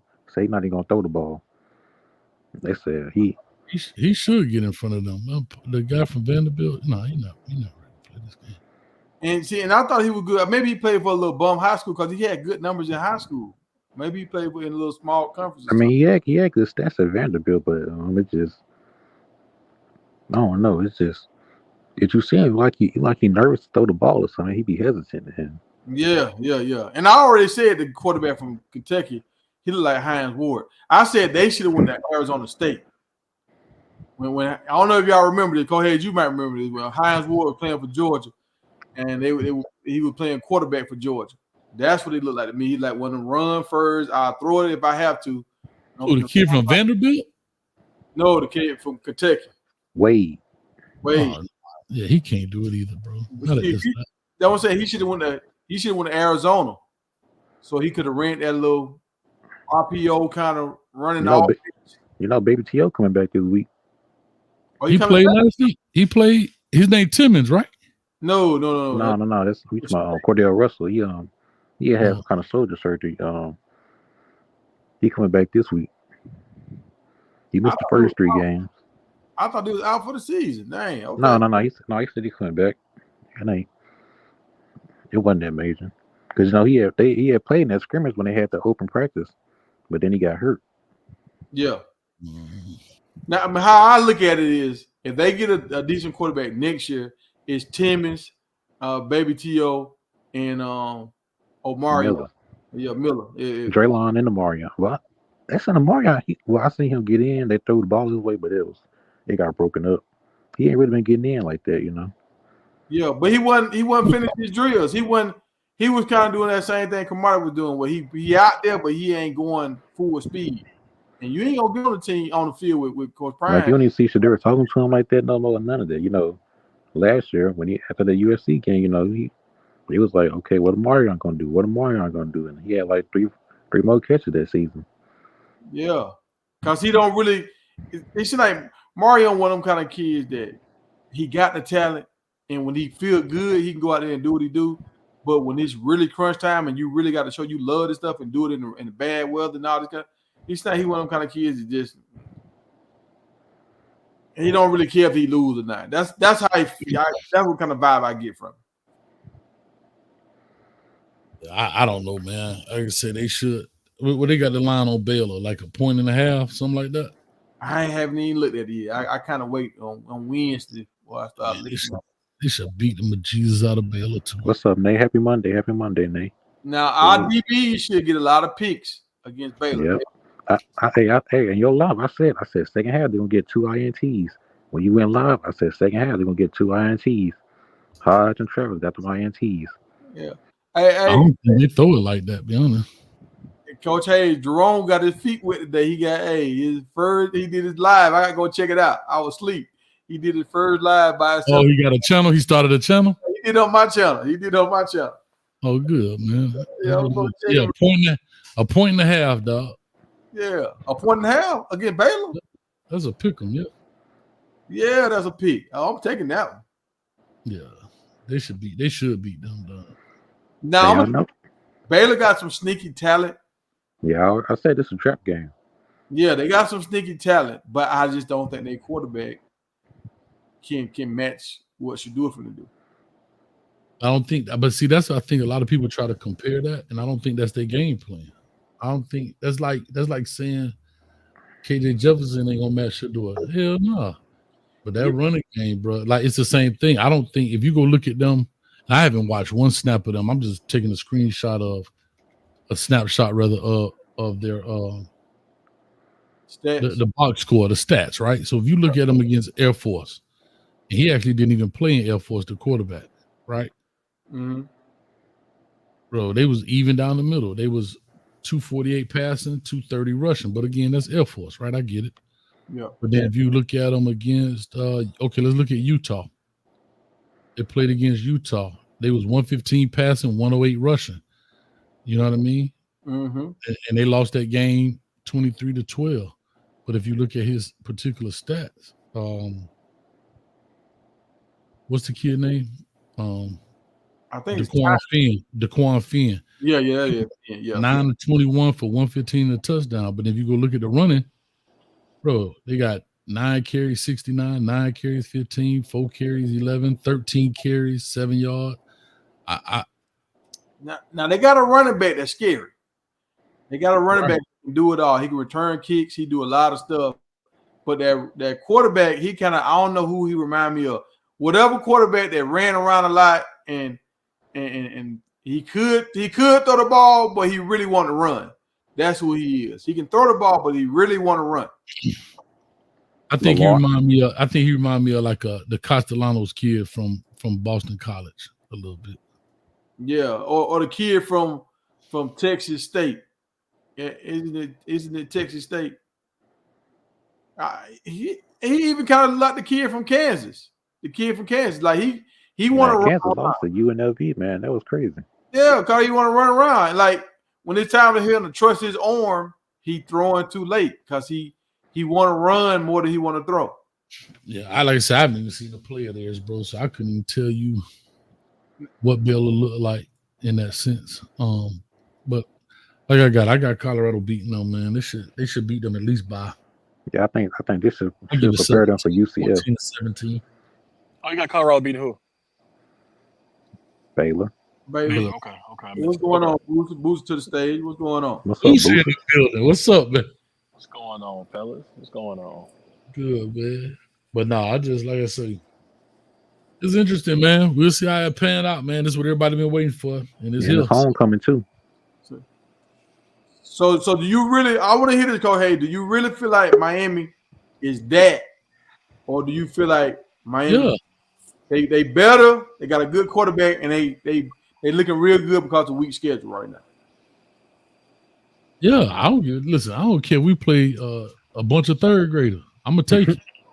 Look, bro, I'm gonna tell people straight up. Like, I don't get into that strength of schedule. Look here, bro. If you line up in front of me and we beat you, that's what it is. Because here's what I just tell people: you call it what you want. It is what it is. You beat the people that line up in front of you. That's just how I look at it. Miami look good, I man. can see Miami beating Oregon. Now this y'all here all the way around. Like I say, okay, let me say it right here. I feel like for sure y'all can beat Florida State. I feel like for sure y'all can beat we already see y'all can beat Florida. But do you really feel like y'all can just beat Central Florida? Central Florida? Yeah. Or South Florida? You mean South Florida? No, Central Florida. If y'all play against Central Florida, do you think y'all blow the doors off Central Florida, or you think it's gonna be a game? I don't think you'll blow the doors, but I think we could win convincingly. Like, at least, 12 or 15 points somewhere in there. Yeah. Because right now, Central Florida is the second best team in Florida right now. Quiet, be careful. No, it is. Yeah, that's straight up. Yeah. That's why I say you hit a home run with that, picking them up this year. You hit a home run. Yeah, they right in the backyard, dog. So, like I say, when I look at it, I just think they're a team that's always been on the rise. Mm-hmm. They've always been good, and they moved up quickly. They in the conference. They won 6 games last year. They invested in the program too. They put money to the program. Highly invested, bro. They put $88 million $88 million in the stadium, just in the stadium. Mm-hmm. And they just built that stadium. They just built that stadium. They sponsored by Disney. That's money. Yeah, right now, yeah. And they're doing something with their basketball team too. Like they get them big, tall dudes. I remember I went to the Taco Fall game just to see how tall he was for real. He came in there, being down when he walked in the door. I was like, man, this is crazy. Yeah, man, it's the biggest university in Florida by enrollment. Yeah, third largest in the nation. They got 70,000, 69,000 students. So, hey, not to get off topic, but man, I ain't know that CSU was going to the Pac-12. Yeah. It's like they're elevating a few. They got 10 openings. They got 10 openings. Shit. Yeah, they might well go ahead and let North Dakota State move on up. Don't get North Dakota State in there. Nah. They probably. You can't. That's too much of a jump. No. Why? They done beat. They don't get out that money though. 8 out of their last. They done won what? 5 out of their last 8 games. But what market? I mean, the Pac-12 wouldn't be getting a really big market from South Dakota State. You gotta look at markets. That's what they're trying to target. They said they're trying to put Tulane in there, but I think Tulane should be in the Big 12. Tulane's too good for the Pac-12. I mean, yeah, but you want some dynasty teams. You want some dynasty teams that people. They got Fresno State, Boise State, CSU. So they're trying to get Memphis and Tulane to go in there. So that's 5 teams. And you already got 2 in there, Washington State and Oregon State. So that's 7 right there. You need 5 more. I don't think nobody really. San Diego State was a good pickup too. San Diego State. So that's But I don't think nobody gonna turn their TV on the Pac-12 next year. 2026. I don't think nobody. People gonna watch, man. I mean, it's not gonna be up there with the other P. It ain't gonna be P5 conferences, no more, but yeah, I think they keep their spot in the playoffs, right, for the conference winner. For real? Yeah. That's what I read. Yeah. Yeah, they'll keep this. I got a question for Coach Hayes. What's up, man? What you think about Jordan Stevens play? You sound a little muffled. Yeah. What do you think about who play? I think he said Jordan Seaton. He playing all right. Yes, sir. You said Jordan. Yeah. How about Jordan? What did he say about? It does sound muffled. What you think about Jordan Stevens play? He said, "What you think about his play?" Jordan Seaton's play. He's doing fine. I think he's doing all right. Like you say, I think both of them. I don't know if they teach it, but I think both of them give a lot of ground, and I don't know why they give up so much ground at the tackle position.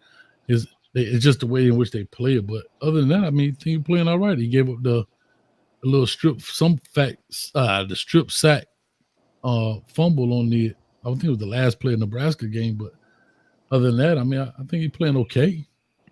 Yeah. Was everyone surprised by the Phillip Houston elevation to the starting lineup? By elevating Phillip Houston to the starting lineup, was everyone caught off guard, shocked by that? Yeah, I was. I didn't know what Mayers did wrong. The only thing I seen Mayers did was kind of weird was when him and Shedeur was talking last week during the game, and Shedeur pushed him. Other than that, I didn't see him blow a lot of assignments. I don't they think it's got about Justin Mayers doing anything wrong though. I just thought they just had to they got move Tyler Brown for sure. And Colorado then got and 1,000 then for pounds that of beef on the bench. guard spot, it was like, hey, who's better, Tyler Brown or Justin Mayers? So Tiger, who would you have picked for that spot between Brown and Mayers? Honestly, and I hate to kind of like I'm copping out, but I would have had Mayers on the right side and Tyler Brown on the left side, and I would put Benson and whoever got to fight it out for that right tackle. But shit, they moved Benson for a reason, man. Benson. Yeah, but that's so. Here's my question: is 54 a natural? Has he naturally played tackle? He looked like a guard to me. Him? Nah. I think Houston's a natural tackle, right? And FIU he was. Yeah, he was a tackle. That's why he got that He just build. didn't look strong. He just didn't look strong. He didn't look like, you know But what I mean? he has agility though. But yeah, he looks almost like a tight end sometimes. Yeah, he didn't look strong. And like you said, you're looking at Colorado State. And again, I think they don't have what they had last year, especially with Kamara leaving. Mm-hmm. And some of the guys hammering down on him. He still was giving up a lot of ground. It's kind of like even when I said about North Dakota State, they were like inches from creating problems, right? Mm-hmm. And then you saw a bigger team in Nebraska come in there and turn those almost into definites, right? Sacks, hurries, pushes, whatever. And then you go back to Colorado State where their level of talent is a lot lower, and they still got some push in there. Even though they did form some good pockets, though. It's in the good, bad, and ugly. I'll see if you catch. I'll check it out. I'll check it out later. But then if you go back as this thing goes, these guys getting bigger. These guys getting strong. Like these guys are going to get bigger and stronger. And I just think something about the offensive tackle spot, it just bothered me. They give up so much ground that it almost vices. Yeah, into a pocket. Like he feel pressure. He feel pressure because the guys are so close to him. Bro, the throw he threw that Shedeur threw. One thing about it, dog, that dude, boy, he don't feel that pressure. Like when I say they pushed him in, they collapsed it in, so he threw that ball across the middle. You talking about the one of Jimmy Horn? The Jimmy Horn, yeah, and I think that's what Jimmy Horn got hit on. But bro, the dude is almost in Shedeur's lap when he throw the ball, and I'm just saying, like, and that's my point. Bigger, faster, stronger dudes push him into Shedeur. You see what I'm saying? Yeah. Like in Nebraska showed that, right? So all they did was hold it in, force him to step up, and let the big boys eat up the middle. Well, tell me this, and because nobody hasn't explained this to me yet, and I wish we could get Coach Holtz on the phone for the offensive line coach for Colorado. But why did they move Benson inside? I don't think he's agile enough out there, dog. Yep. Speed demons be coming, bro. Those speed demons be coming, boy. He look like a statue sometimes. But I think they're judging against Green, and Green is a different animal. Like most they got speedsters too. Like Nebraska, that number one, Hayes as well. number one. But Green number one for Nebraska be coming, boy. Green is like a running back playing defensive end, so he's gonna get beat against him. Like that dude undersized, and he got a motor out this world. I think they should just let him see what he's gonna do in the game. He only gave up 1 sack, and he was playing in the Big 12. So he ain't used to Big 10 guys. Listen, I agree. It's your job to lose, and you lost it before you started playing. In essence, right? Yeah. So I'm telling you that guard, dog, he be whiffing, man. They be because now they got 2-way goals. That's the thing about it. When you at guard, that 3 technique got the B gap and the A gap. Mm-hmm. He got a 2-way goal. So if you a stiff dude, if you don't understand that, he's like you say, he's not a hip bender. He's tall. And I think Jerome said that too. He leans. So once he lean, he gone. And that's what I think Promo was saying too. Promo was like he can't get low enough at guard to get some push. Was the block bully out? I thought the block bully was out last week. Hey, hold on. Warren, you got something going on with your phone, man. You sound muffled.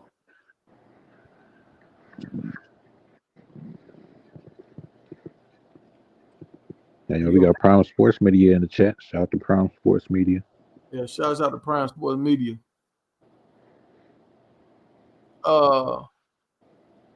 Have you been watching Kyle Cord and Syracuse? When I say dots, Kyle McCord, yeah. Kyle McCord. Yeah, he been dropping. I mean, he hitting them right in between the numbers, right in the face mask. Yeah, he can play, dog. It's crazy. I'm telling you, Ohio State is. I mean, they threw that dude out of there like he was DJU or something, boy. Yeah, like he was trash. Bro, I mean, dog, he can play. The kid can play. Mm-hmm. But did he transfer out after they hired Chip Kelly? It might just not been a dude that Chip Kelly wanted. Well, I think he was. They were kind of maybe. I think. Well, from what I was hearing, as soon as Marvin Harrison said he was going to the draft, he was out of there. He hit the portal. It was before Chip. Okay. Yeah, I think before Chip even got there, because they said he had to compete for his job, and he was like, "So I was a starter last year. Now y'all think I got to compete?" So he hit the portal. Yeah, you know Chip Kelly, he's strict about who he wants. So. Yeah, but you know they had got a dude from Kansas State. You know, the starter for Kansas State last year. So he was like, "You got to compete." So he was like, "I'm out." Man, I like watching Kansas State play, man. Yeah, man. That's like my favorite team to watch, man. Outside of Colorado. Who was that? You said Kansas State. I'm trying to take it back. You said what you said. We heard you. What you mean? Oh, for being my favorite team to watch? Yeah. You go ahead and get you a jersey. Go get you a Dillon jersey. Oh yeah. I like Kansas State. I like what they building, man. I like what they got.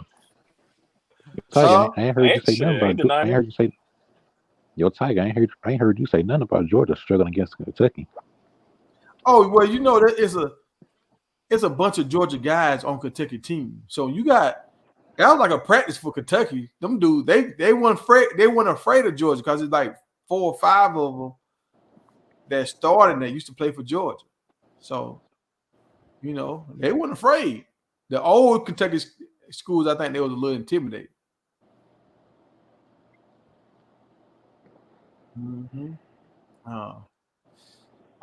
Kentucky is one of them schools, man, where it's like they can get talent, but it's like you go there, you just go there and get forgotten about. That's one of them schools you get forgotten about over there. Hard, dog. Hard to win it. It's hard to get them guys in there, man. It's hard, bro. I mean, I think Boss 2's done an excellent job there, bro, for what it is. Yeah. He raised the level. But it's just with Alabama and LSU and Florida, it's hard. Tennessee. I was talking to dude today about it. I think if Lane Kiffin don't take the Florida job, he would be a good candidate. Oh, yeah, that would be really good. But he was Florida State dude. He know the area, been around, recruited it heavily. You know, they was in Miami. They know Florida. But it's like, do you want to leave and start back over again, though? That's the thing. Of course. Would you, bro? But he's in a good spot though. Why would he even leave? Bro, people say it all the time because you're not going to win a championship that you don't have that. Again, it's the same thing, right? It's the talent pool. But his quarterback is at the top of the list right now.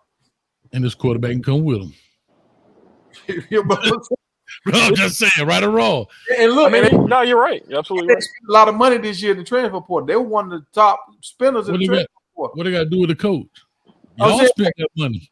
But why can't he win at Mississippi though? He got a program that's behind him. You talking about Lane Kiffin, or you talking about? I was talking about Bob Stoops. You talking about Lane Kiffin? Oh yeah, I'm talking about Lane Kiffin. We're talking about Lane Kiffin. Yeah, Lane Kiffin should dip. Definitely dip. Bro, you know how hard it is to get talent. You know how hard they're working to get that talent to Ole Miss, to Oxford, Mississippi, when you're right there in Florida. All the players you're trying to get are right there in your backyard. You get more eyes on them. You get them to come to you more often. It's cheaper to get them to come to you. And not only you in Florida, you get all the way down to the crib from Miami, all the way South Georgia, some of Texas, Louisiana, Alabama. Bro, you got and listen, bro, you got to also remember this too. Some people willing to spend the cash. Ole Miss may want to spend it, but what's the expectation? Think about it. Ole Miss, he brought Ole Miss their first 10-win season. They don't have no expectations at Ole Miss. Yeah, so okay. Now what is the because everybody ain't gonna win the championship, but you got a school that's gonna help you bring in big time players. They show them this offseason, and he gonna make decent money, and he don't gotta worry about getting fired. If you go to Florida, you got 2 years to figure it out, or they trying to get you up out there. Yeah, but that cash right. My thing is that, no, this coaching, dog. You're trying to go. You ask coaches all the time, why do you leave here to go there? Why do you go there? Why do you leave this to go there? Because at some point there's a ceiling on some of these jobs. Yeah. There's a ceiling. And I think Lane Kiffin is a cat that wants to win. He's not a Mike Gundy who's complacent and cool with being at Oklahoma State, enjoys it, no expectations, makes some good money. You know, I don't think Lane Kiffin's that guy. I don't think he's a program guy in the sense of like, hey, I'm here. I can stay here for 25 years. You know what I mean? Well, in the sense of I'm talking about winning. I mean I got 25 years he winning. But what is Mississippi doing wrong? They had one of the best transfer portals. Like they willing to spend the money. Mm-hmm. And he getting one of the top salaries because he in the SEC. Yep. They're not doing anything wrong. It's just a job with a ceiling. That's what I'm saying. It's not like they're doing anything wrong. So you don't It's think just- Lane Kiffin with the departure of Kirby? I mean, not Kirby. Saban. Saban. With the departure of Saban, you don't think he got a chance of becoming that new power on that side? You can, but I think you get more at Florida. They're still in the same conference. I just think you get more. You get that 1, 2, or 3 more guys on your roster that do make a difference. Now I feel you on that. It's kind of like those are the difference makers, though. Them 2, 3 guys without them make a difference. Think about it. Alabama lose the national championship because the one dude is hurt. Like that's where it makes the difference. That 1 or 2 dudes make the difference. So you saying you get the three difference makers just primarily because of geography? But this is the thing. Yeah. But this is the thing right here. Now, this is the thing you got to think about. At Florida, you got to play against Florida State, rival. Miami, rival. You don't Georgia. have to play Miami. They don't play us. Last time we played Florida was 5 years ago. But it's going to come back around. It's coming. Okay. Yeah, but And so you 5 got more years. Florida might have the toughest rival tree than anybody.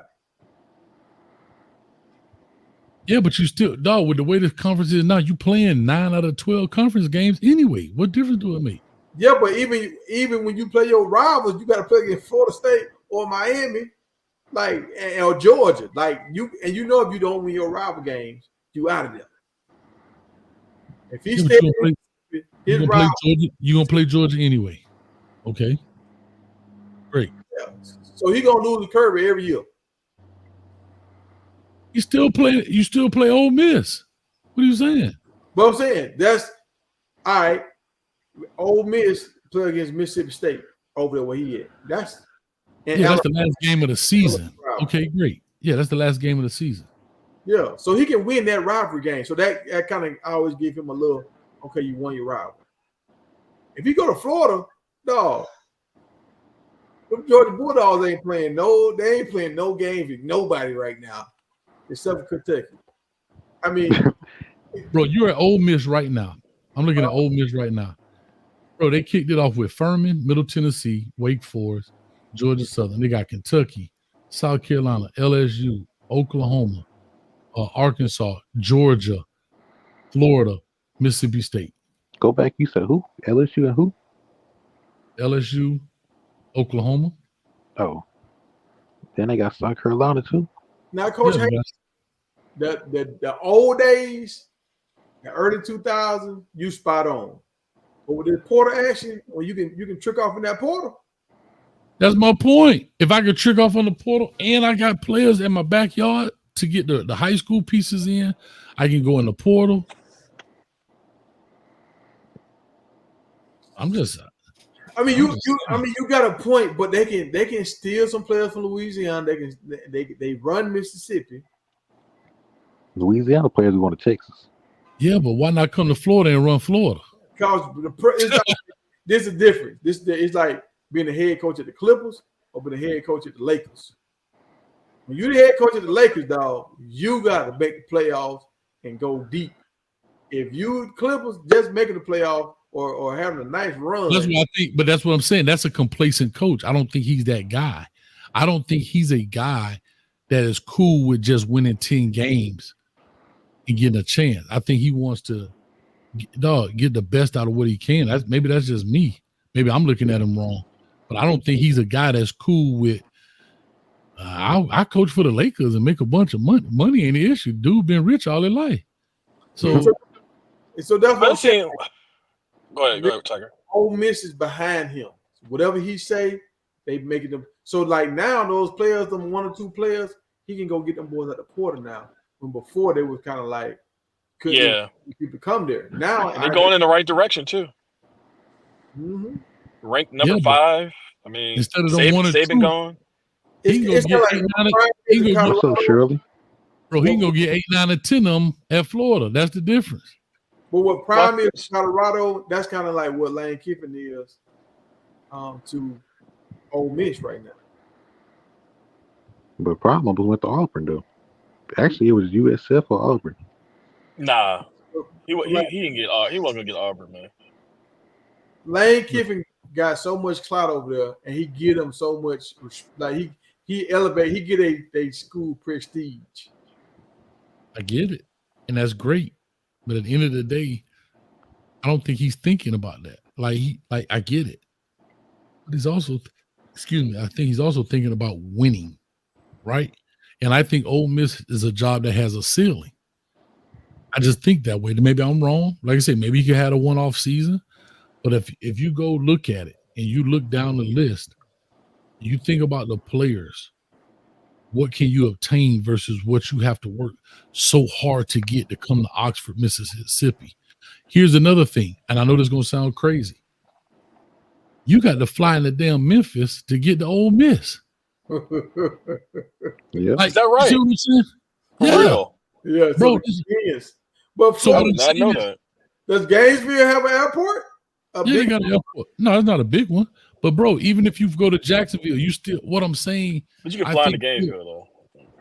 Bro, you can fly into Gainesville. You can. I mean, it's gonna cost you. But what I'm saying is, most of these schools, Tallahassee got an airport, but it's gonna cost you 10 times more.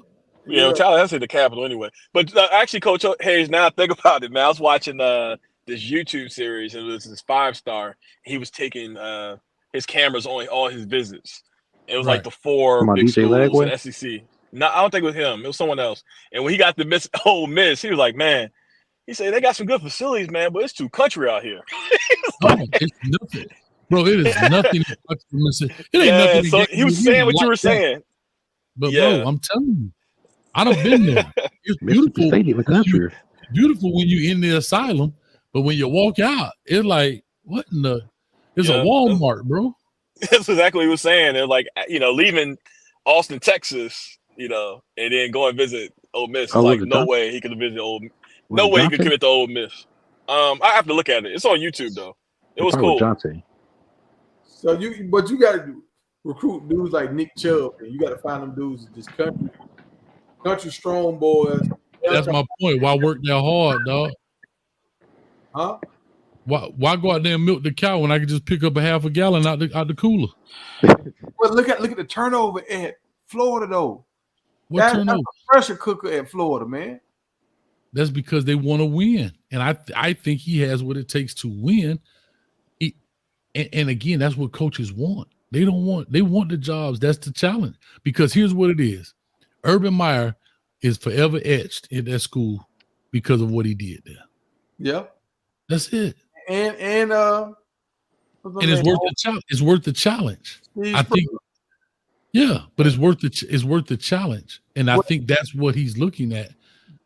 Well, Coach Hayes, look at it now. Look, he was at 2 schools like this. That's on the same level as Florida. He left them. What school? He only left one school. Tennessee. He got fired at USC. Yeah, so because that pressure. So now No. They lied to him about the sanctions after Pete Carroll. That's why he left Tennessee for his dream job. He was at Tennessee that 1 year. He left to go to his dream job because he's a California kid. And they lied to him about the sanctions. And he still went to the Rose Bowl or whatever under them sanctions. And then they end up firing him, right? Yeah. They end up firing him. That's the only job he's ever left is that in FAU. He left FAU, but who doesn't go Who doesn't leave FAU to go to Ole Miss? I'm saying, like, come on. Yeah. What's up, Crown Sports Media? What's up? Hey, what's going on with y'all tonight? What's up, brother? Good conversation. I'm not a fan of Kiffin. I've watched his disaster when he left USC. He's the golden boy who keeps getting jobs that, you know, if he was a black coach, he would be done in college football. Let's keep it real now. He keeps getting jobs, but ask yourself, what has, other than the USC job where he did win, like Coach Hayes said, but Coach Hayes, he already had the groceries that were there before he got there. Okay, he had that there were players that were already there before all those sanctions start messing everything up. When Pete Carroll went out the door and went up to the NFL, but since then, and then of course, wasn't he an offensive coordinator for Alabama for a moment or something? And won a natty. Right. Yeah, he won it there, but that once again, groceries were already there. So, so what I'm saying, what has he done just as a coach standing on his own feet? Where he has actually built a program, not inherited something, but built something. And that's why I think he won't leave. Here's why I tell you. I'm listening, Coach Hayes. He should have went to Mississippi State. Well, he went to FAU with his lower. He immediately goes in there. They win 11 games, right? They put him on the map. He goes to Ole Miss. They've never won 10 regular season games ever in the history of the school. He does that at Ole Miss. Okay. I'm just saying. I just think the guy puts up. I think the guy puts up points. He finds his defense. The guy can definitely take something from nothing. You can take quarterbacks, make it work. Then you brought in Jackson Dart last year. What did he say? I'm not going to be stubborn.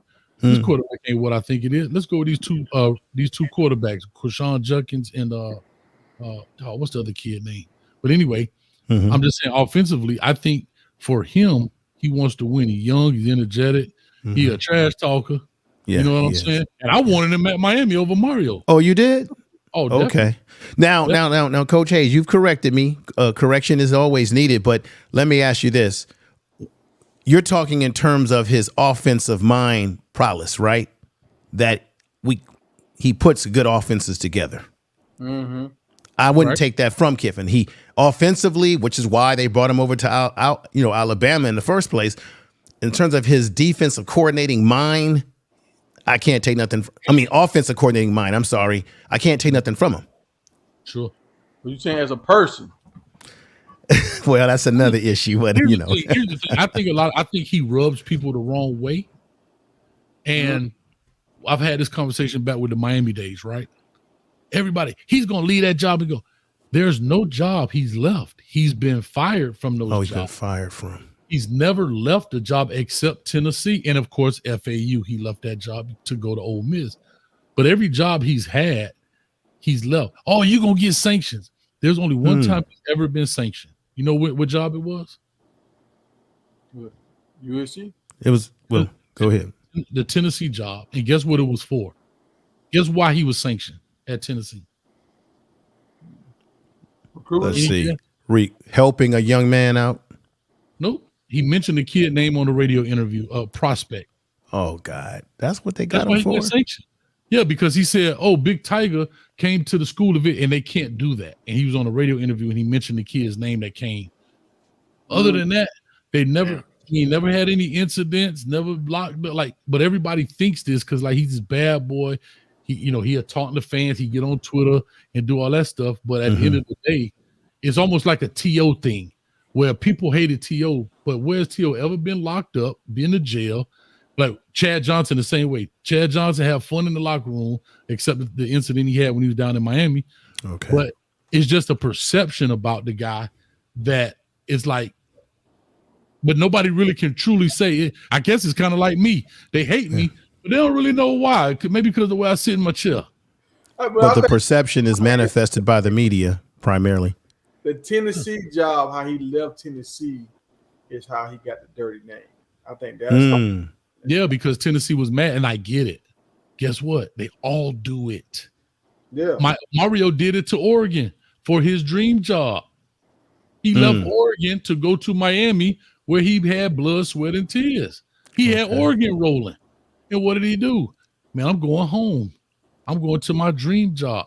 So why? And I get the Tennessee fans mad. I totally understand Vol Nation being upset about that. But a guy that can go to USC where you grew up in and you cut your teeth at, not knowing the sanctions that were coming. Not knowing the sanctions that were coming, and he still won with the sanctions. I could see that because you going home, you getting paid probably more. Everything makes sense. Let's be honest. Tennessee wasn't no premier job at the time in which he took it. Phil Furman was there. He was getting his head kicked in. Yeah, I mean, that's true. Tennessee is one of those schools. Tennessee is almost like a little upper level Mississippi school. It's like, bro, Tennessee could be good, and Josh they Heupel have a history. I mean, it's not like, I mean, if you were to take I think a job like Tennessee, I think you could turn that program around just in a way that Nick Saban turned Alabama around, because they do have tradition of winning. They have great alumni. They've got great facilities. So that would, The same with Mississippi State. You ever been to Starksville, Mississippi, bro? No, I know I have not. I've never been to the state of Mississippi. they got a lot of boys down I don't there. intend to either. Bro, and there's no knock on it, but dog, Mississippi ain't easy recruiting like that. That ain't fertile ground, bro. They got some players in there, but they ain't. Man, look here, that's tough sledding. That's tough. I used to look at when Prime was at Jackson. I used to look at the recruits out of Mississippi. They either going to Ole Miss or Mississippi. They going there. Them boys stay home. Yeah, but the question is now you got to count the number, right? Mm-hmm. You got to count the number of kids that's the Mississippi kids. I'm not saying that they don't have talent, but think about this. Let's look at the Florida schools. How many Florida kids? And you got 3 major hitters, really 4 now, but let's say 3 major hitters: Miami, Florida, Florida State. Right.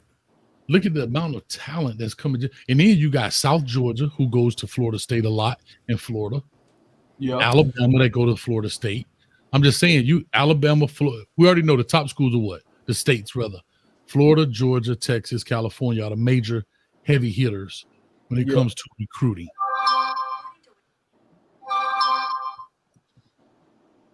That's true. But we got to give it the fact that Florida, you just named Florida, California, these are states that have high population. Texas. So Texas, so Mississippi, they don't have the population that those other states have to produce more talented young men. And then you said that some of them stay home, but I think a lot of them also get snatched out of there too to go to those bigger programs because they want to get the hell out of Mississippi. But Exactly. That's what I'm saying. Look, y'all remember Kevin Coleman from Jackson State? Went to Jackson State, transferred to Louisville. Now he in Mississippi State. So what's something about Mississippi that he liked? And they getting their teeth kicked in Mississippi State. I seen it. I thought they were gonna win too. They losing. Now I'll say this right here, though. Just hear me out on this. Florida has so many schools in Florida, and you got so many people shopping in Florida. It's even hard for Florida to keep a talent. I mean, you got to compete. You got these 4 schools, the big 3, competing for these guys. Then you got Georgia and Ohio coming. Mississippi, they can kind of lock their kids in. If they stay on them, if they got a good recruiter, they can pull their guys in and lock them in. Especially now that they're paying money. Right. So here's the thing, right? Jerome in the chat. What's up, Jerome? So I'm looking at 24. I'm looking at the class of 24 Mississippi kids. Their highest rated kid was a 4-star. He was the highest rated kid was a 77th nationally ranked, 16th at his position at defensive line, first in the state. He goes to Ole Miss. The second highest kid goes to Auburn. The third highest kid goes to Alabama. The 4th goes to Ole Miss. The 5th goes to Florida. 6, 7, 8 go to Ole Miss. The 9th goes to Texas. Now think about it. These kids, pull up. The 6th highest rated kid in the state of Mississippi is ranked 211th national. The 6th highest rated kid in the state of Mississippi, and he's the 30th best at his position of defensive line, and he's the 6th best player in that state. Now let's go to Florida, just to make the comparison. I'm saying, Yeah, I got you. yeah. So now the pool is bigger. At what Prime was saying was the pool of kids are bigger. So now look at this. Jeremiah Smith, Ohio State. Ellis Robinson, Georgia. McCray, Florida. Jordan Seaton, Colorado. David Stone, Oklahoma. TJ Moore, Clemson. Alabama, then Miami, Southern Cal, Miami, Texas, Florida State, Florida. But here's the thing. I'm already on the 15th best player, and they only 114. Let me go how far till I get to 211. I'm on the 24th best player in the state of Florida. So that's 4 times. And he went to Miami, Artavius Jones. So that's my whole point right there. And see, that's why I keep telling everybody, Georgia ain't going nowhere no time soon, because Georgia is like Jabba the Hutt. They sitting on the gold mine. They get to eat. Georgia get to eat as much as they want. Texas, Florida, and California, they got to split their kids up with all these schools they got. Georgia just sitting there on the gold mine. Yeah. Right, but they can D1 colleges. They're able to maintain their in-state recruits, and they're able to pipeline outside. California is able to do the same thing. And I'm looking at a list right now because what you're saying, Coach Hayes, makes a lot of sense. On 24/7 Sports, I'm looking at some of the top guys out of Mississippi in 2025, and a majority of them are going to other schools. There's a few going to Ole Miss. But a good majority of them are trying their opportunities outside of the state. I heard it's a small number. State. And then another thing I wanted to bring up with there being this NIL, can schools like Mississippi and Ole Miss, can these schools compete with those other schools in the SEC in particular in terms of the money that it's going to take to get these kids to come there as well, when you got these other schools like Georgia, all of them that are generating money, they're big dogs, and they got a brand that's really out there and can pull these kids to their side. You know, what are your thoughts? Well, they did good in the portal this year. Mm-hmm. They was like number 2 or number 1 in the portal. So, and you paying in the portal, the kind of guys they would get. So okay. They money from somewhere. But in terms of their in-state recruits, no. What Coach Hayes just said, they talent really is not as talented as a Florida, a Louisiana, or Georgia, or Texas, and you got to play against all these schools. So they got to do a lot of. They got to hit home runs with all these top talent, and they got to grab some dudes from other states. And that's the hard part. And to me, that's the thing, right? You're fighting hard for your own kid to stay in state. When I'm looking at the 25 kid, like Prime say, their number 1 player is going to Alabama. The number 2 player going to Notre Dame. Their number 3 player going to Alabama. Then we got 2 of them going to what's this state? Mississippi State. Mississippi State. You got LSU next with what's this guy? Tyler Miller. 6'5", 315 pounds. I guess he's a lineman. He going to LSU. 2 other guys they've got, Willis and Nash Jr. are going to Mississippi State, but then they got a couple of guys. One guy, Oaks, who's going to Arkansas. So it's kind of like I got to stand corrected here. Then it looks like their guys are staying in state, but there's a few good ones that are leaving. It kind of starts to change up as you go down to the bottom. But think about who's staying in state. The 200th best player in the country at quarterback is staying at Mississippi State. Mm-hmm. See, but I'm saying the level drop off. But watch this. But Tiger, watch this. He's the 5th best player in the state, but he's 200 nationally at quarterback. I'm not saying he won't be good, but we're just talking about when you look at overall talent. Yeah. Think about it. The first in-state kid that stays in state is the 4th best player in the state. He's 141st nationally, 17th at his position at linebacker. Wow. Yeah. So you're right, Coach Hayes. I'm looking at it right now. 141, staying at Mississippi. Then you get down to the other young man, Taylor, he's 200 nationally. He's a quarterback, just like you said. And another guy, Locker, is a linebacker, and he's nationally 141. That's the linebacker. Then they got their running back is number 45 nationally, and he's going to Alabama. That's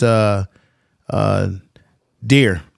But see, that's why I applied Coach Prime, because Coach Prime covered is even more bare than Mississippi. Like Coach Prime is pumping for oil out of a rock out there. And that's why I said, bro, the best job for him, the best job for Prime is UCF. The best job absolutely. Is UCF. The best job he can get is UCF. UCF. No, I'm telling you why. Yeah, I said that. I'm like, if he changed and go down, it's the same color scheme, everything. I don't worry about it. Listen, this dude, you in the heart of it. They got money. You got Disney. You got energy. Dog, do you know how many people coming to the games gonna go to Disney because you in the same city? Gonna go to Universal Studios, which is 25 minutes away from the stadium. It's a marketing heaven, bro. And you got students. You got money. Yeah, you got recruiting. State. Bro, and see, people still don't think about this. Parents still got to travel to see their kids. You got parents getting on a plane every weekend to go to Colorado. When, like, let's call it now, you still got an NIL deal, but everybody ain't cracking hundreds of thousands. Mama still got to work. So guess what that means? I could drive from anywhere. I could drive 4 hours, 3.5 hours, 4 hours from Miami, or I could drive if I live in Tallahassee or South Georgia. I could drive down to Ohio. I could drive down to UCF on a Saturday morning, watch the game, stay overnight, come back Sunday. However I want to do it, is more accessibility. You know, think about it, they got what? How many Florida kids they got on that Colorado team? 15 maybe? Yeah, they got a good. But that's why Mel Tucker left. I mean, he was putting Colorado in the right direction, but he knew the writing's on the wall. You can't get kids there. The ceilings, dog. It's glass ceilings on the thing. It seems like you can reach the sky. So I'm making a point about these carries and stuff with these running backs. If these running backs don't get the carries, dog, you're gonna lose a position. They're gonna leave. Yeah, and it's gonna be harder to get guys in. You're gonna have to rely on Colorado guys, and that ain't what you want to do. No, not at all. And UCF, like I said, a blessing with UCF right now. Maybe it's Gus Malzahn, whatever. But a lot of them kids want to come back. Dog, you could go look at their roster. All of the kids that left because, again, they were a G5 school, right? So do I take Oklahoma over UCF 2 years ago? Damn right. Well, guess what? They're a Power 5 Power 4 program now. So you got kids like Derek LeBlanc that left Oklahoma and came back home. You got cats like Penny Boone that decided, I'm going to go to UCF over Colorado right now. You got cats like R.J. Harvey. That's the diamond in the rough. Think about who R.J. Harvey is. Yeah, R.J. Harvey, and I coached against the dude. He didn't get a chance, right? He didn't get a real chance because he's not a real big guy. Yeah. But guess what he did? He's the diamond in the rough that you can recruit there. It don't cost you a lot. You understand what I'm saying? Think about it. He came out. He was a 3-star prospect. He was the 293rd best player in the state of Florida. And see, and that's the thing I'm gonna say about these Mississippi guys, Coach Hayes. I don't think a lot of these guys really getting evaluated right. It might be some diamonds in Mississippi that we don't know about because they don't have the means to go to these camps. Yeah, but the population is bigger. The law of averages, though, brother. The law of averages say if I got more to pick from, I got better chances of picking right. Yeah, that's true. Now, the other job I would say, and I think this ship is already sailed, but if he'd went here first, if Prime went to Georgia State first instead of going to Jackson State first, I think he could have turned. I think he would have stayed there and really made a lot of noise. Maybe they had a budget to keep him, but in Atlanta, all them kids. Oh, he could have had a good time there. Yeah, it would have been crazy. Kind of like how Miami was back in the day. You could have just locked down 285 and kept all them kids in state. It'd been crazy. He could have competed with Georgia. I mean, he competed with Georgia right now for players. So he could have competed if he went to Georgia State.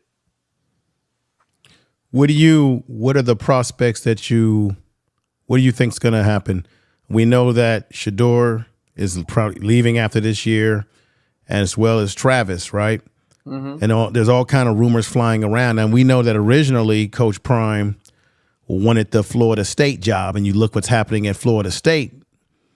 You know, there's some rumblings there of people saying, you know, maybe the coach there needs to be shown the door. I don't know if they turn their season around, but that's a place that I wonder if they might come a knocking. They may realize that they've made a mistake, because if Prime was at Florida State with their history, their culture, it's in the state of Florida, he would definitely be able to bring some of those kids over. However, they're in the ACC. May not be as glamorous as the other, conferences. I think he got to win a bowl game first before Florida State or somebody take him serious. It's too big a business. And I don't say this with no disrespect, but it's too big a business for that experiment. Okay. I understood why Florida State didn't hire him. Bro, it's too much business, because at the end of the day, all of the fanfare and all of that stuff is great. But when people got money don't impress people with money. Mm-hmm. Winning impresses people with money. You understand what I'm saying? Mm-hmm. Guess what? I got a Lambo. You pull up to the club in a Lambo. That don't impress me. Why? Because I've got a Lambo. Like money, you understand what I'm saying? For them, winning is more important, because to them, winning is going to bring the money. Colorado was in such shambles that any spark of anything helps a dying man. You understand what I'm saying? Right. But don't you think But don't you think, I mean, come on, prime economics is real. You can't tell me. We know that Florida State is a known commodity. They've got money there. But you know darn well, if Prime was there doing what he did in Colorado, he would double that at Florida State, because of the fact that he's an alumni. I think he could I think the same numbers would play out there with more excitement, because if you look at what he's doing economically across the board in college football, particularly at CU, I think he would add that same flavor to Florida State on top of what they already got. Yeah, I got to piggyback on what Coach Hayes saying. At programs like Florida State, nothing matters if you're not winning. Yeah, but they're not. Are they winning now, though? Are they winning? What's going on at the school now? They just went undefeated last year. I mean, they got a history of winning, right? Right. Right. Colorado is such in shambles that they needed any type of spark. Facts. So I just don't think Florida State in the same place. I agree with Hayes. But I mean, go ahead, Hayes. No, finish your point, bro. No, I'm saying if he can truly show that he can win consistently at Colorado, then it'd be a different story. But that's going to take years to do.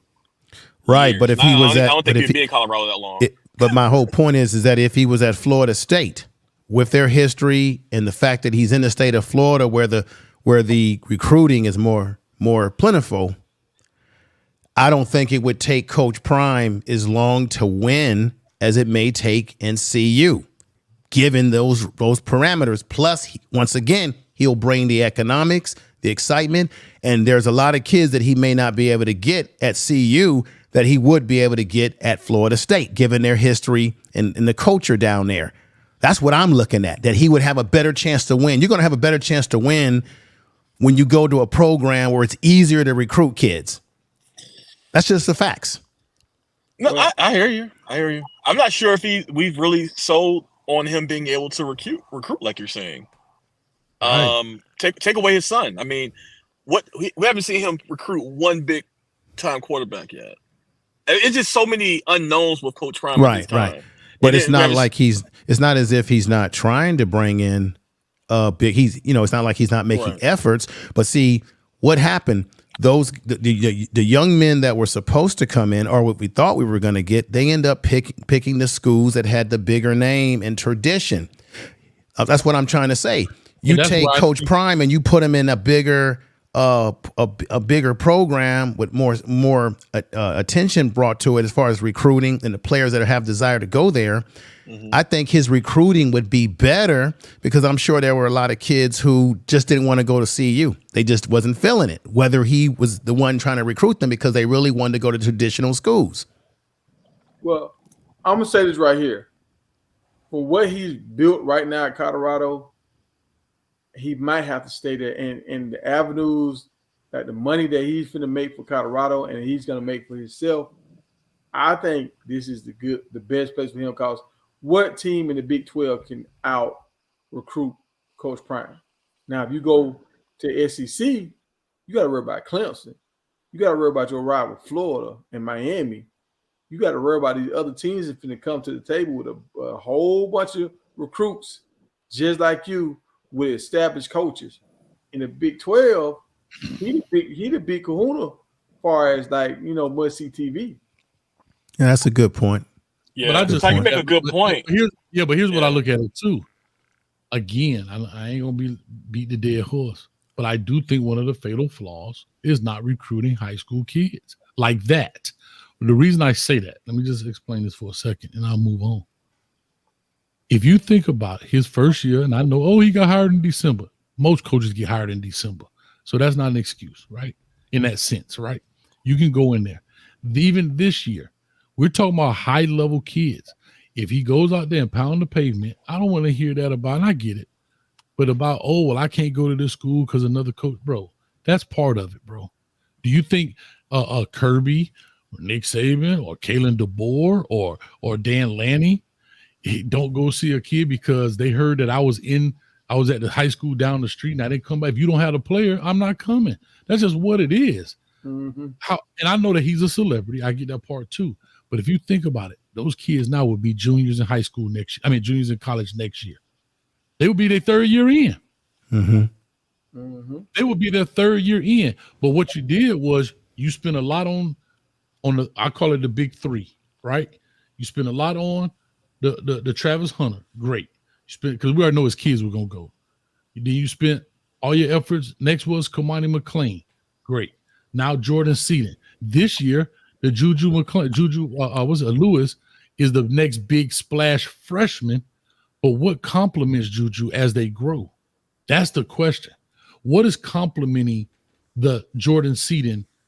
What is complementing this one big name? Does that kind of make sense what I'm saying, guys? Like, you got to bring other players around because as they go up.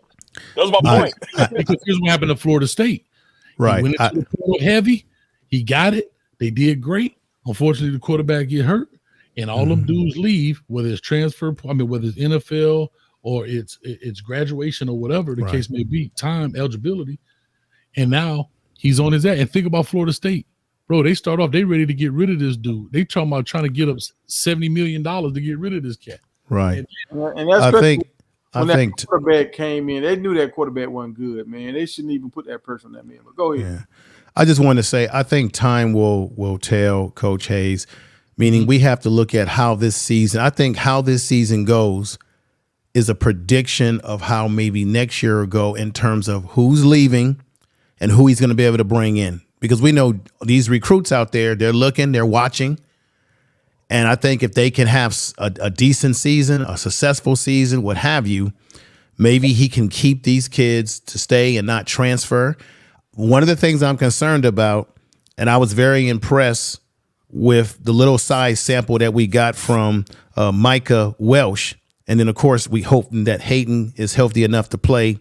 I'm concerned that he needs to use his running backs properly so these guys don't decide to leave because they're in a system where they're not being utilized enough. That concerns me. Tell me this, y'all. Who's running the team? Because y'all remember the first game when Shedeur changed the play and he threw a ball at the end of the game to try to get Western another catch. This past week, 59 seconds to go on the clock, Shedeur is still throwing the ball.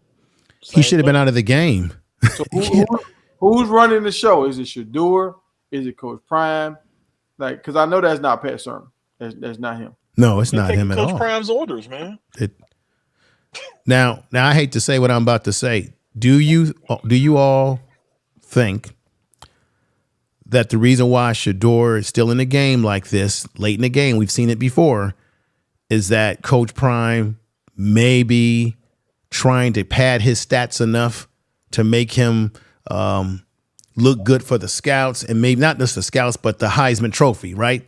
By keeping him in the game to make his stats look so astronomical. I don't know. Absolutely. Maybe I'm wrong. Maybe I'm wrong. I'm a Coach Prime fan, but you gotta keep it real, man. That was absolutely stat padding. Okay. I mean, we can deny it all we want, man, but that was. I hate to say that though, but I think that's what I was first thinking. You know, be honest. I would like to see that last drive. I would like to see our whole second string line, and I would like to see our backup tight end. I would like to see other guys get snaps so they can at least get some film on themselves. You know how hard it is to sit in that film room every week and you look at other people play and you never see yourself? Yeah, Coach Hayes, what you got to say about that? No, I agree. But like even that fourth down when you went to throw the ball, punt that thing away, man. Coffin corner, you got an NFL punter. Put it up there, let them drive the length of the field, even if they score. Worst case scenario, if they score 8 points, is 17-28 with 59 seconds from the time you punt the ball. I just feel like at the end of the day, and I know, you know, like I said in my good, bad, and ugly, I've seen kids break thumbs throwing ball. Yeah, you could do it in the middle of the game too. But what we're saying is you're trying to mitigate risk here. Exactly. And not just Shedeur. One of them linemen get rolled up. Yeah. Mm-hmm. Think about one of those linemen get rolled up. Mm-hmm. Like, it happens. It's football. So when you win a game like that, and you know depth becomes an issue, you trying to get in, get out that game as quick as possible, so you can live to fight the rest of the war and not just win that battle. Even if they scored another touchdown, okay, you put up another 7 points. Awesome, great. It looks great, cool, whatever. But what happens if a dude come down and he step on the side of my man's foot? And I know it's a what if, but we've seen football. Football is unforgiving, bro. The game itself. It does. Here's another thing. You know it's chippy. These kids could take a shot at any one of them dudes. Let's just say one of the Colorado State cats. They were. No, but let's just say at this point now, the game is clearly in hand. They take a shot. Though, you know what the worst happens to him? It's jaded. No. His career. 15-yard penalty. That's it. Yeah. He ain't going to jail. He going to play next week. Even if even if he gets targeting call, he did it within this half. He sits out the first half of the next game, and he playing by halftime. Right. Well, you notice that Shedeur did take a pretty hard hit. He did in those last seconds, and that's when the commentary was like, "Why is he in the game?" And I'm thinking the same thing. Why is he in the game? We can't. He's already been taking enough hits as it is. Everybody want to see the punter kid. Like stop. The few times Stoddard won the game, he hasn't showed us nothing yet. In live competition, have y'all seen it? Last year he did halfway decent when he had a whole week to prepare. But when they've been putting him in at the end of these games, it hasn't looked good. No, bro. All I'm saying is that's just the kind of, because we all know without two, this thing ain't going. Who gonna throw it at 12? He gonna throw it to himself? He a bad man, but he ain't that bad of a man now. Come on, y'all. So if two go down, like I say, if two go down, it really becomes an issue. And so you got to protect yourself. Like I saw him try to slide. Like I say, the reason he got the sack because he slid before he passed the line of scrimmage. All they do is throw the ball across the line of scrimmage. You out the pocket, incomplete pass. Instead of taking that sack on paper. Uh-oh, the boy Tiger in the portal. In the portal. Got the portal, Tiger. Ah, man.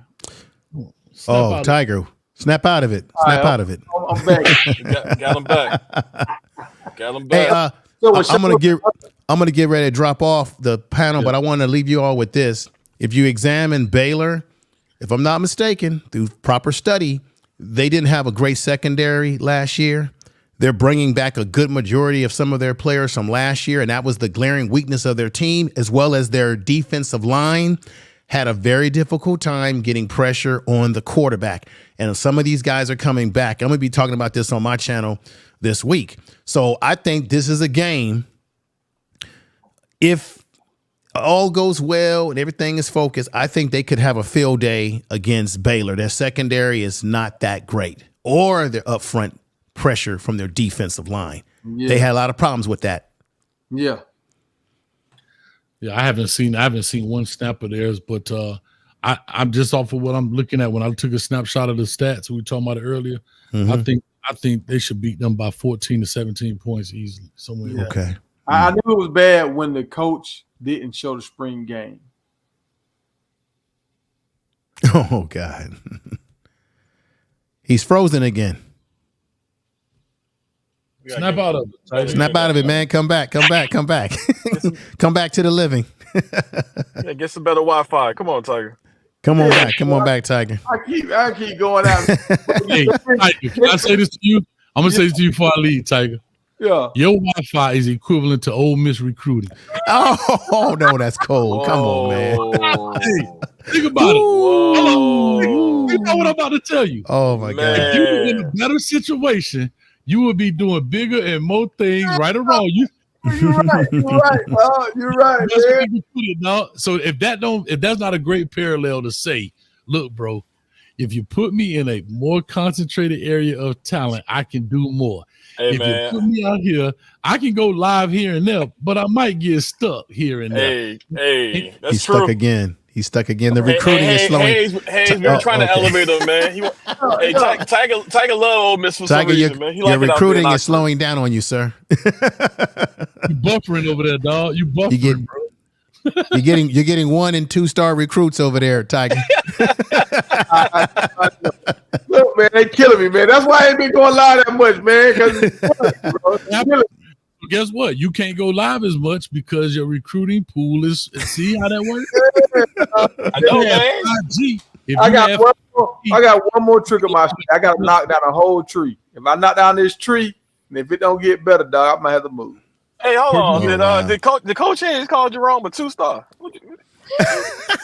I don't know, man. You say you stuck with 2-star, 3-star recruits out there, Tiger. What's going on? No, I'm saying. I'm just joking, man. I'm just joking. But look how hard you got to work.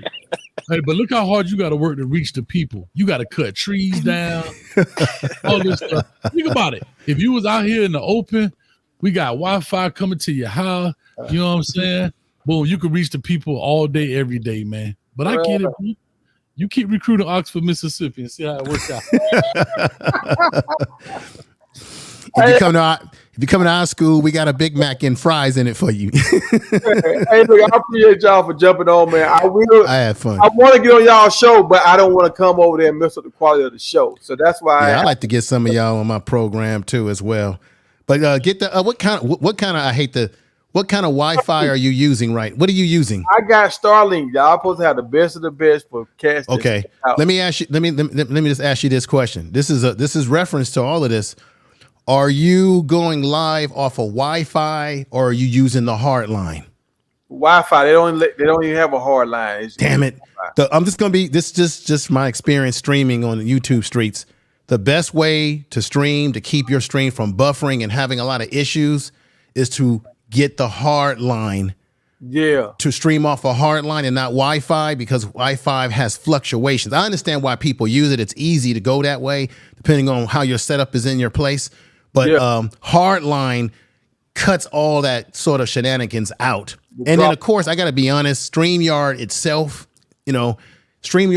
has issues too. I've been hearing that. So, but y'all have a great evening. And Yes, sir. I'll be back. Y'all take care. Peace, Coach Hayes and everybody on the panel. Brother. Tiger. All right, peace out. Peace. All right. I'm out. Hey, Jerome, hit me up, dog. I mean, it's week 3. Where you at, baby? I've been looking for you at night with a flashlight. That is true. We finna start pulling up, man. We gonna pull up. You know what I'm saying? We struggle streaming, but we gonna pull up. Nah, but he said he's gonna come to the kitchen, dog. I got the grill ready, the pilot light lit. All I gotta do is find out what he wants for dinner. Let's cook it. Yeah, Rewind. yeah. Ron got some stuff going on. I think he's doing a lot of working right now. But now he working. He did his first show today though, so he knows that. Hold up, dog. I had an appointment with this man for 6 months. You know. Yeah, I don't know nothing. I just know somebody ain't show up to the reservation. I'd have hired all the waitress staff. I got a man over here with a cello and a violin. Matter of fact, I let him play you a tune.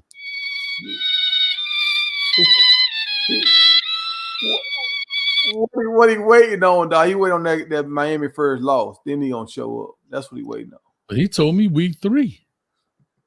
That's what he waiting on. But he gonna come. After all this, he gonna come. I gave him the number last night too. Did he call you? Did he text? Nah, my phone I done had the same phone number since 2000, probably before he was born.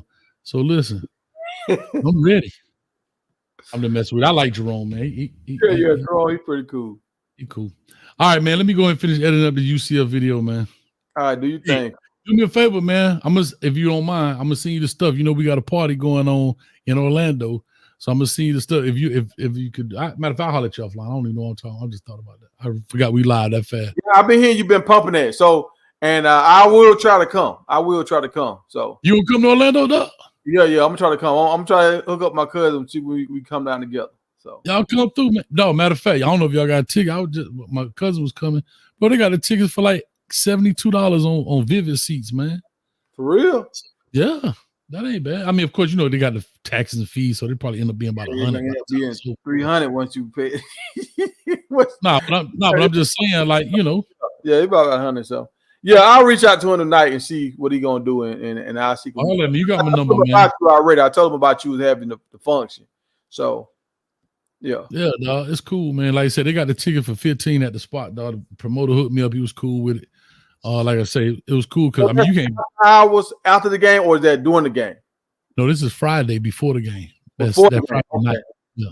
All right, because that's what I was confused when I was telling him about it. I didn't know what time. So September 27th. So what they got is Friday, September 27th. We got all the parents. For like 39 parents have already confirmed that they were coming. You know how that is, so might get 30. But anyhow, you know, they coming to hang out. I told them, I'll pay you way in. You good? I pay the 15 to eat, and we eat that. And like you say, just to come hang out, man, it is what it is. So, you know, it's just all love. And you know, UCF people gonna be there too. They're gonna be in there, you know, everybody coming to do their thug thizzle. Just have fun. It's a spot where everybody go. If you go to Orlando, be like, hey man, what does it do tonight? Go to Ember downtown, and it's straight. It ain't no side hustle. It's You say Embers. Ember, yeah. Ember. Okay, all right. So he went to school down there, so he should know. But I'm gonna come and we'll see, can we get it cracking. All right, for sure. All right, brother. All right, y'all be safe. And Naomi, what you talking about? Wolves and bears scratching on my cable. What you talking about? See how you do? See how you gonna pile on, huh? You gonna pile on while they already knocking me down, huh? You supposed to be you supposed to be my rock. You know,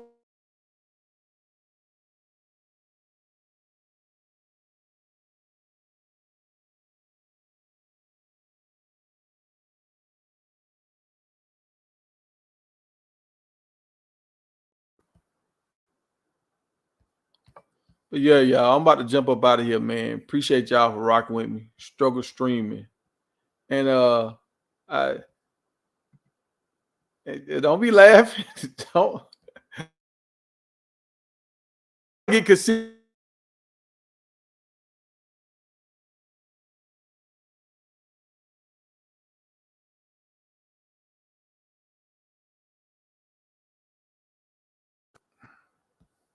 Yeah, I'm just mad right now, y'all. I'm gonna turn it off. But I'm gonna try to go live tomorrow night after I get off from work. We will see.